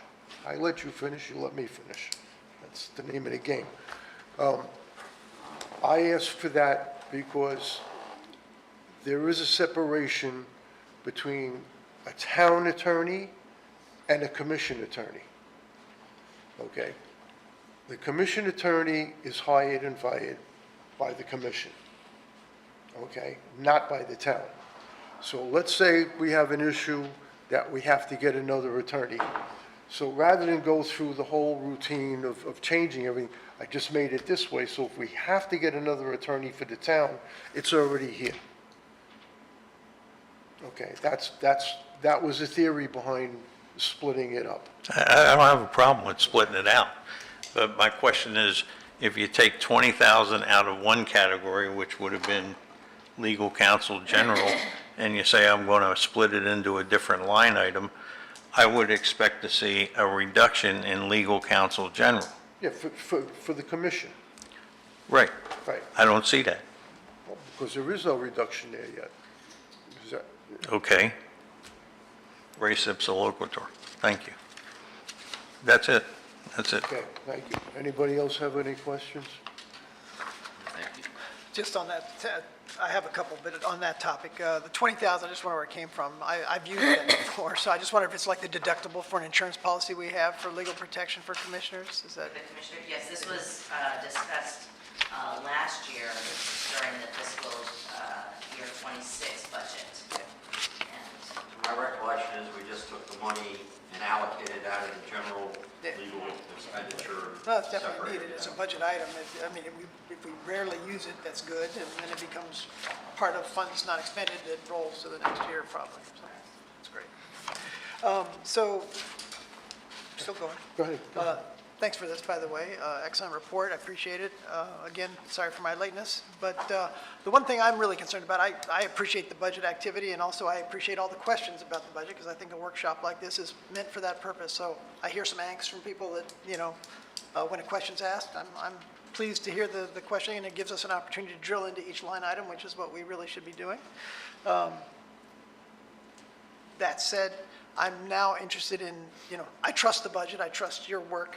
I'm happy to have people scrutinize it, including the public. I think that's a healthy activity. I'm worried about Amendment 3, right? So I'm wondering if, we have any sort of columns that might say, if Amendment 3 passes, this is where we might see these impacts. Amendment 3, if it does, number one, make the ballot. Let's hope it doesn't. We won't know until the 13th of August. And the ballot language, we don't know what that's going to be as yet. But if it was to pass, the effect on Amendment 3 to our budget is in fiscal year 28. The Oh, so we don't have a line item for 28 yet. Right, because we pay taxes in arrears, so it's on the revenues that we would be making in November and December of fiscal year '28. So it's '27, but it's the next fiscal year. So we don't project there being any effect on it right now. There are some measures that we've looked at, as I expressed at the last commission meeting, of looking at, what we could do in, utilizing funding, because our Right. major expenses are I get it. fire rescue. So we're looking at. My point about this really is that maybe it doesn't get on the budget, doesn't get on the ballot, it doesn't matter. This exercise in this workshop is really about scrutinizing the budget, and also what we should always be doing is looking for cost savings and where there might be froth or where we can cut costs.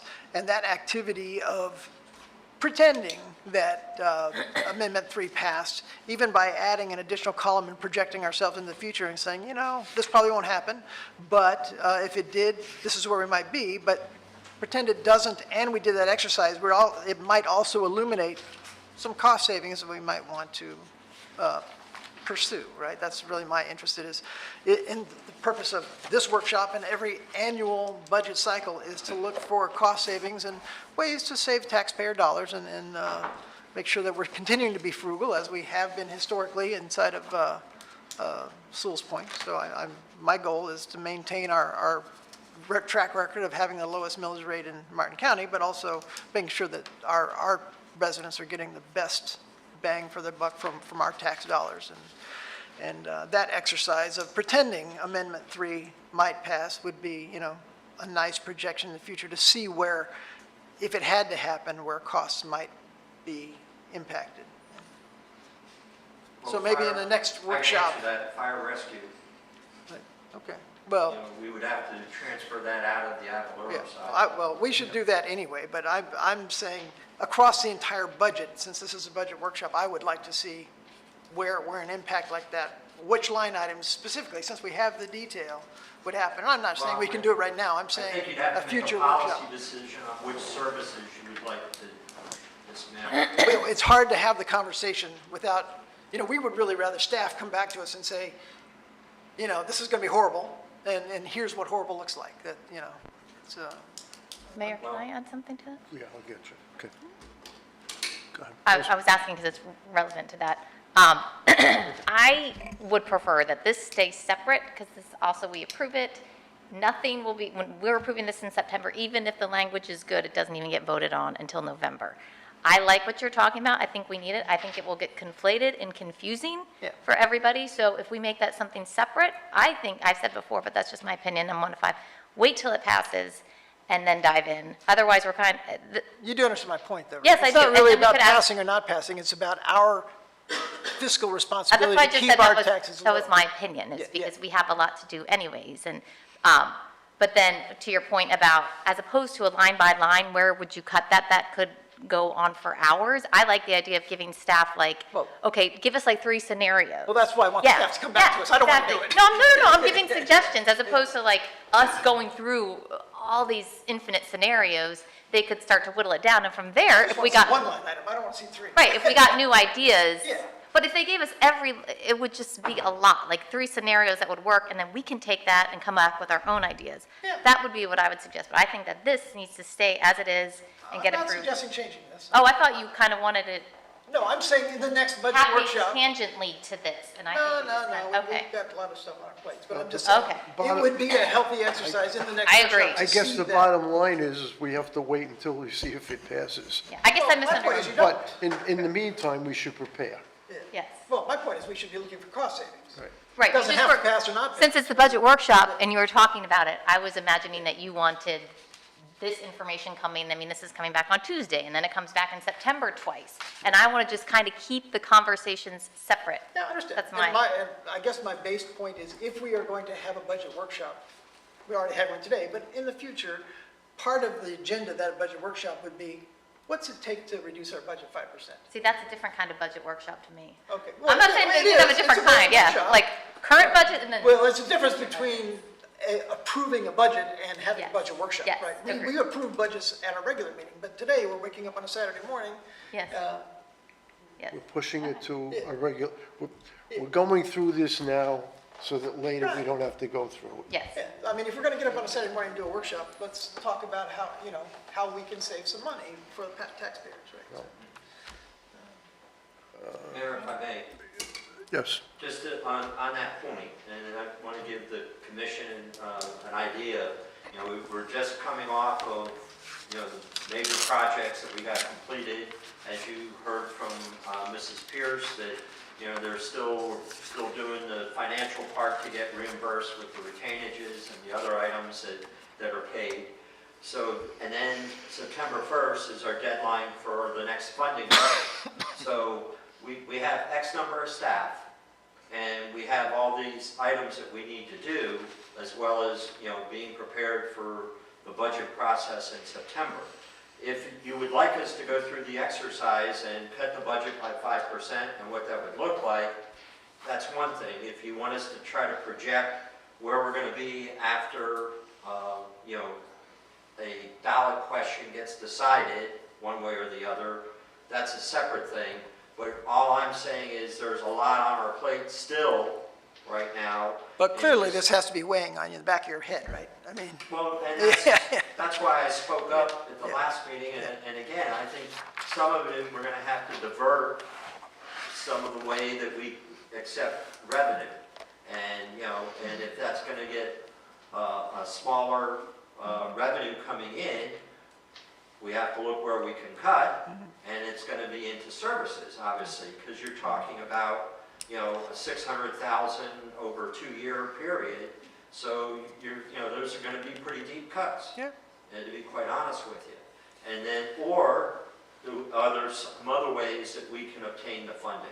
well, And and so that's we kind put of pressure across the board, including Yes. pressure on our vendors as well, right? right. So it's like a lot. Sorry, there's a bug now in my face. Sorry, I So apologize. anyhow, thank you. Mr. Titties. Well, Commissioner Fender, you're going to get your wish at the next budget workshop in August of 2027, because the state has passed a law that says basically next year, starting in January 1st of 2027, the budget that's presented has to be 2 scenarios, one with a 10% reduction and the other one with the wish list of where you want to go. And so you'll have an opportunity to take a look at it at that stage of the game. There's one other thought. Town manager, based on what you just said, I don't think you're even necessarily looking for direction, but I think those thoughts should be held off until after September, after we approve the budget. You still have a month before it is happening or not happening. That's what I think. Thank you. Okay. Anything else from the commission? Anything from the public? Where did this nonsense come from? I passed it out. You got it. I knew it was from you, Frank. Scott Kraft, Delano Lane. Well, glad we all got at least 5 minutes. For the masses that came No, from you this got, you meeting. got, you got a little more time So for it's that. overwhelming. Everybody seems like they're doing a great job. I think everybody's pretty happy with it, and that might be evidenced by the fact that nobody's here and seems to care all that much. My question is just simply, and it's my ignorance, but I don't know where the fund is that I've heard talked about at different meetings about an emergency fund for the town, a catastrophic emergency fund. I don't know whether that has anything to do with our budget or our budgeting or where that money will come from at the time we need it. Maybe someone can help me with that, but That would be, if we have the lowest taxes and we have pretty much a fairly affluent demographic here, I don't know why we would want to, avoid that, because I don't think, No, I think we do. based on think we have it. inflation, I heard it's extremely low. Thanks. So if we go to page 2 in the document, in the middle of the page, right where the highlight is, you will see that the policy has been, we have an operating reserve of 500,000, and then we have a disaster reserve of $1 million. In the past, we had the fire reserve of 400,000, so that basically sits in the bank account of the general fund. That's when we talk about what monies we use to help fund or kind of pay for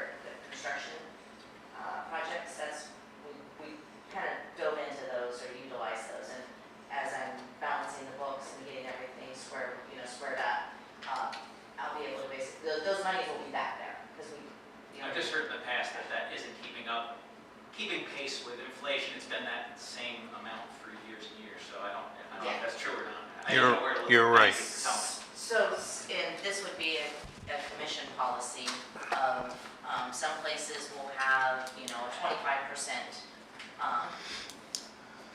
reserve policy, so 25% of your operating budget. Some places, you know, might do 35%. That does become a policy decision, and, you know, as we go through, I guess, the projections and things, that would maybe be a good time to, you know, talk about it and look to see if you actually want to adopt an actual policy that says, this is where we're gonna go, we're gonna work toward this goal. So 2 questions on this topic. So first question is, the 500,000 and the 1 million, that's actual cash sitting in a bank right now that you could withdraw from? So, yes and no, yes. The answer is Yes, yes. we've received our grant reimbursements, and so, yes. Okay, and it's an interest-bearing account of some kind where, At this time, no, it's not, that's what we were talking about. I haven't had a chance to get money back into the investments. So we just got our last, but in general, I mean, yes. let's Yeah, pretend it- it's not a weird yes. time. It's on the balance sheet as, you know, you know, Yes. equity restricted funds. Yeah. So, Yeah, That we it's should also be restricted. accruing interest on. well, Yes. it was utilized to pay bills. All right. And then secondarily, I was here during Francis and Jean, and so my thought about, you said a percentage, there was a certain amount of money we had to spend on clearing debris to just gain access. So I don't know if a percentage of our budget is the right number, or an estimate of how much it's going to take for us to recover from a disaster, which is really what this is for, right? So if it doesn't cost us $1 million to move debris out of the town, or fix, you know, whatever that disaster scenarios could possibly be, and maybe there's more than just debris removal, then why keep $1 million there? Or if you say, no, it's going to take us $2 million to recover from a disaster, then we'd want to up it. But I'm not sure it has to be a percentage of our budget. I think it has to be a flat rate, like it is now, of what it takes to actually do the work, including some support from insurance, right? So do the work quickly, let me put it that way. So that would be a policy decision that we do in a regular meeting. Yeah, and somebody would have to do some homework. Yeah, we'd I have don't to, know what it we'd is, have to but- do that at a regular meeting. We'll put it on the agenda, Yeah. one of the ones in, But the point is, that the money is there. Yeah. And we do have reserve. okay. Yeah, I was going to talk about it briefly, but if you want to wait till another meeting. But it wasn't, I've been a commissioner 7 years now, and so it's not longer than 7 years that we've had an official policy, because I remember we always had reserves, but they weren't specified on the balance sheet. It was just kind of like there were funds, Yeah. and it was an understood. But we made the official policy resolution, whatever, to set it aside, and I believe the operating was 3 months of operating expenses, and then the $1 million was just kind of decided upon. Yeah, But which it's was been 6 years, I'd probably certainly 5, like to so be it making should. some money on that money. It seems like. No, it has been. It has been. think That's I'm- that's all the interest I think income. I'm a 10-year veteran, and I think, It could be yeah. looked at again. It's Yeah. been, but it's been within 7 years that we It's actually always been set that it up. number for some reason. We always picked just $1 million. It came out of nowhere at the time, because don't forget, at the time, we didn't have all of these projects going on. We didn't have anything else to think about. So, you know, that's the kind of things that we really thought about. And I'm glad you brought it up, Scott. So, yeah, we'll address that. That has to be addressed. I don't know whether we do a 35% or a figure. I think that we need to address that, okay? So we'll get that put on the agenda. Mr. Kurzman, Yes, I believe when Bob Kellogg was the town manager, when he left, Tina, you probably know better than I would, was at that time, was our disaster reserve at 2 million? Yeah, our disaster reserves used to be higher, and really the reason that it is such a large fund was with Francis, there was substantial damage to town bridges, which are very big ticket items. And, you know, obviously those costs have gone up as well, so, and those are the type of repairs that need to happen immediately. You know, you have to be able to restore the ability of people to get back to their homes, for emergency services to be able to get in there. So it's not just about writing the checks for the removal of debris. You can have, you know, some really serious expenses related to that. Clarification, that's good. Yeah, that's why we should discuss it. And for some reason, when Pam Walker came in, that 2 million became 1 million. I don't Yeah. know the history there. I think it was probably accounting based on how things used to get presented to us. I'm not sure how accurate I think you everything had was. some pushback concerning basically the town holding on to the taxpayers' money versus the taxpayers holding on to their own money. Taxpayer money, yeah. And that was why those funds started to be drawn down. We'll just have to address it and make it go back up again. Another Mr. question. Titigus? Yeah, how much, we put money aside for fire rescue last year for the contract, so how much is sitting in this fire rescue? We didn't add anything to it, it's still 400,000, we were able to manage we were able to basically pay fire and rescue last month, or not last month, last year with the revenues that we received. I can let you know what the excess was, and, you know, we can add more to that. If not, if you want to put it into operation and disaster. So we did have typically what happens is it becomes your ending fund balance, and so if the commission, you know, if our fiscal year ended with, you know, 400 or 4 million in the ending fund balance, and what we're saying here is a part of the 4 million is 1 million goes to disaster reserve, Right. 500,000 goes there. Off the top of my head right now, I do not have the ending fund balance history, so. Well, okay, perhaps when we get to the budget in 2 meetings from now, not Yes, I next. don't have- I can do that. Okay, I'm curious because we approved, I think, 400,000 to go into fire rescue reserve last year when we approved the budget.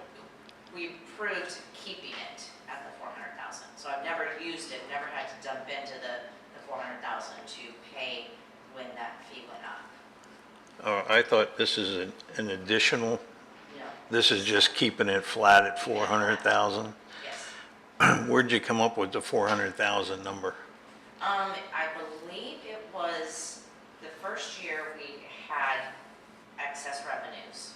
Right. So then it was decided to use that excess revenues, and then the next year it was decided to do the same thing, put an additional 200,000 in there because of the increase that it was just gonna, you know, eventually get to. If we were to pay the Martin County Fire Rescue rate, say at the end of this contract, but just take this year example, what they're going to come out with on the trim notice, our costs would be well over, I think, $1.2 million. I did a back of the napkin calculation a while back. And so perhaps we ought to consider increasing this as we move along. So, Not saying we're going to do business with Martin County. We might, you know, Bob's going to put it out for bid and negotiate it. But, That would have to be a policy. yeah, I know, but just food So for that thought. would be another thing we'd have to put on the agenda. But, yeah, I don't know, did fire rescue officially kind of, Martin County and Stewart, did they merge? No, Is it official? I don't know. There was, Something happened, I don't know. something happened. I want The to, only thing that happened is they entered into an interlocal agreement. Okay. Apparently, they didn't have that before. Right. And the way that their dispatch is being handled now, it's the closest unit is going to respond. So it might be a Stewart unit somewhere in the county. It might be for us, you know, Station 14, which is the county station, but they respond to us now in, you know, as part of our Stewart contract. So it's kind of, I don't want to say, it's kind of wonky right now, I Yeah. guess, for lack of a better term, until we get through our contract, which ends September 30th of 2029. you know, what I was just concerned about, and if they do combine, or even now, if we had to start to negotiate from now for 29 or whatever it might be, is that cost going to change because they do have a mutual of understanding agreement? I don't believe so, because my understanding is when they started, 1 year Stewart might end up owing the county money, another year the county might end up owing Stewart money. So that's why they historically, and again, I wasn't involved in this, but in my conversations with the Stewart officials, is that historically, they figured, well, it's kind of a wash, so it's a better service to the residents in Martin County, whether you're in a city or in unincorporated, to have the closest unit respond. And to be quite honest with you, most of the jurisdictions have interlocal agreements and that basically state that whether it's law enforcement, like in Palm Beach County, if it's law enforcement or if it's fire rescue, they respond the closest unit. So it's just, I guess we're in that stage right now, how that affects our agreement in the future. I had heard that there was conversation about merging the two departments, but I think that went by the wayside. And they just did the interlocal agreement we have. Okay, Mr. Fender. Yeah, so I brought it up a couple times in the last couple of meetings. Thanks for whoever gave us this chart. I'm still in favor of explicitly specifying the millage rate allocated to fire rescue on this tax bill. I don't know how that resonates with my fellow commissioners, but I'll bring it up again, that I think it would benefit us, especially with Amendment 3 looming, to specifically itemize how much we spend on fire rescue on our tax bill. Yeah. Would that go by a case-by-case basis? Well, we would have to come up with the methodology. There's a process. The town of Jupiter just went through a process for the last year where they're separating out of the county fire department in Palm Beach County. And so that's, I kind of know what's been going on with it, but a municipality cannot do an MSTU. It's actually called an MSBU, and I can't remember what the acronym is, but it's basically a non-ad valorem assessment that goes onto the tax bill, which is similar to... Well, it's part of ad valorem, isn't it? No, it's No, separate. because it's not calculated on the value of your home. It's just a set fee.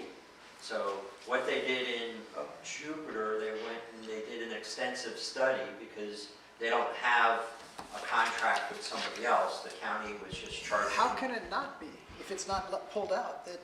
Because people pay the millage rate, their houses are different values.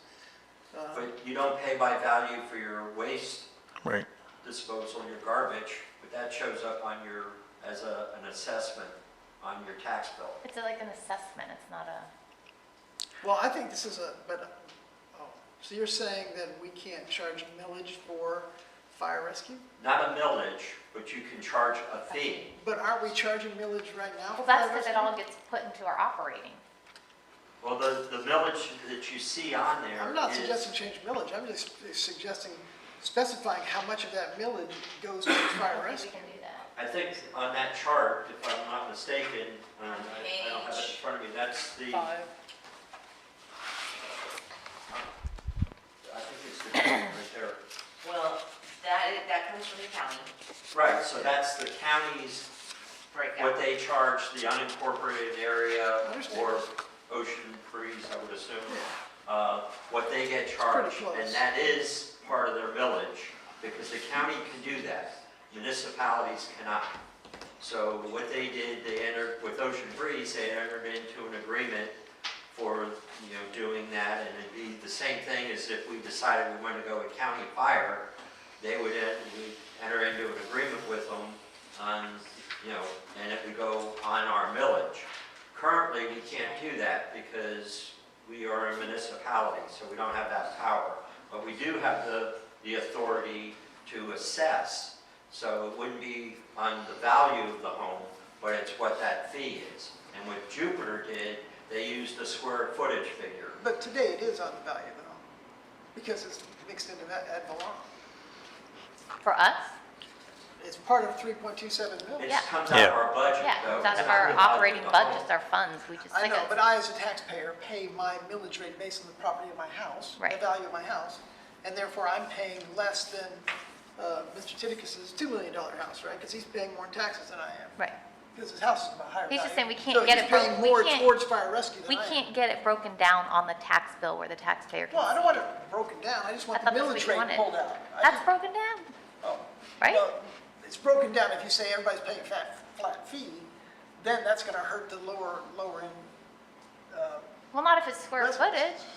He said it was, it's kind of a little bit of semantics, to be honest. I mean, Okay, not maybe I semantics. don't understand, that's possible. Yeah, Right. not semantics, You can choose the methodology. methodology, because then you also, we do have limited businesses. It seems odd to me that it would look oddly unfair on the tax bill if Frank was paying more for fire rescue than I was paying for fire rescue, just because his house is bigger, you know? Well, But you it have it to seems also- less fair that he's paying a same millage rate, right? That seems- You also have to remember that if you did do an assessment and put it on the tax bill for fire rescue, that's an assessment. It doesn't count with the homestead exemption. So it gets paid, so, Oh. you know, Yeah. depending on, Homestead should go towards it, right? you know, because you do have some individuals that have a lot higher homestead exemptions than normal. And it's gonna get And, worse, because of, you know, disabilities and so forth, so. All right, well, something to think about. I feel like we need to get our millage rate. But we can have that discussion if you want to at one of the meetings, and, you know, I'd be more than happy to bring in all the information. I don't claim to be for you. expert at this, I'm asking. Yes, well, we pay a flat fee, I guess, for waste management. Yes, Everybody pays a flat fee for that. That's a service, yeah. Makes So sense. that's an assessment. However, we get a raise, they get a raise of 5% every year, automatic. They got more than 5 this year. Well, yeah, okay, well, whatever it is, so now it's But that's across the it's board for everybody. non-negotiable, Yeah. where, as an assessment, I guess we'd have to go back and new contracts Yeah, to we can negotiate, negotiate that like, service. especially that one. How much did it go up? Went from 400 and some change to 600. Yeah. Okay, so it went up.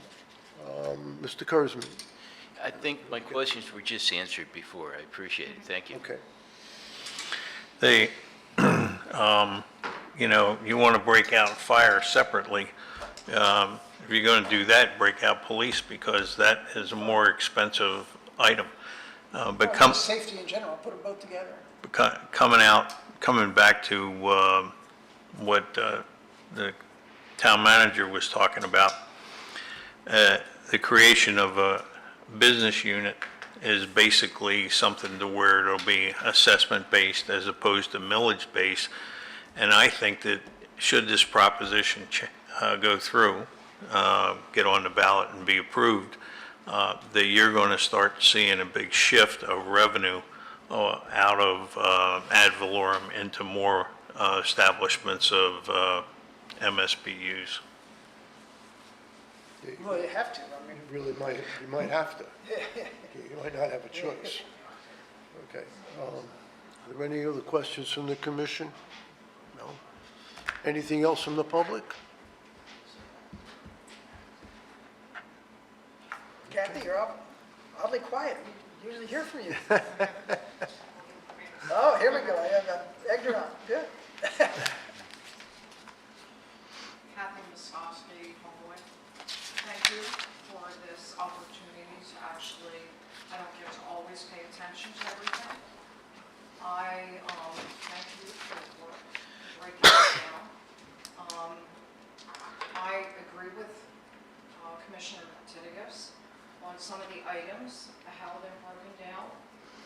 I don't get to sit in on a one-on-one thing with Commissioner Mayfield when she is talking the budget with our town manager. And so when Commissioner Titigus brings some of these things up, this is my opportunity to go, okay, all right, even if I hadn't looked at that, somebody looking at it, I appreciate all the commissioners' questions. I really, really do. Even if I don't agree,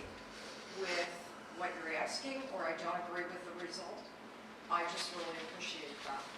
And thank you for today. I mean, I know it's your volunteer time, it's your day, it's Saturday. I really appreciate you all doing this. Thank you very much. I would have personally liked a little bit, I agree, more time to actually look at all the line items and everything, but this was helpful. And even if that came in late, it was helpful in looking at it. So, that's all. Thanks, Kevin. Thank you. Great, yeah, likewise. I agree Thank with you. And this was on the, this is on the website, am I right? Yes. So the public can see it on the website. I'll make, Yes. so this is recorded, so people know now that they can Yes. go to the website and take a look at what's going on with the budget.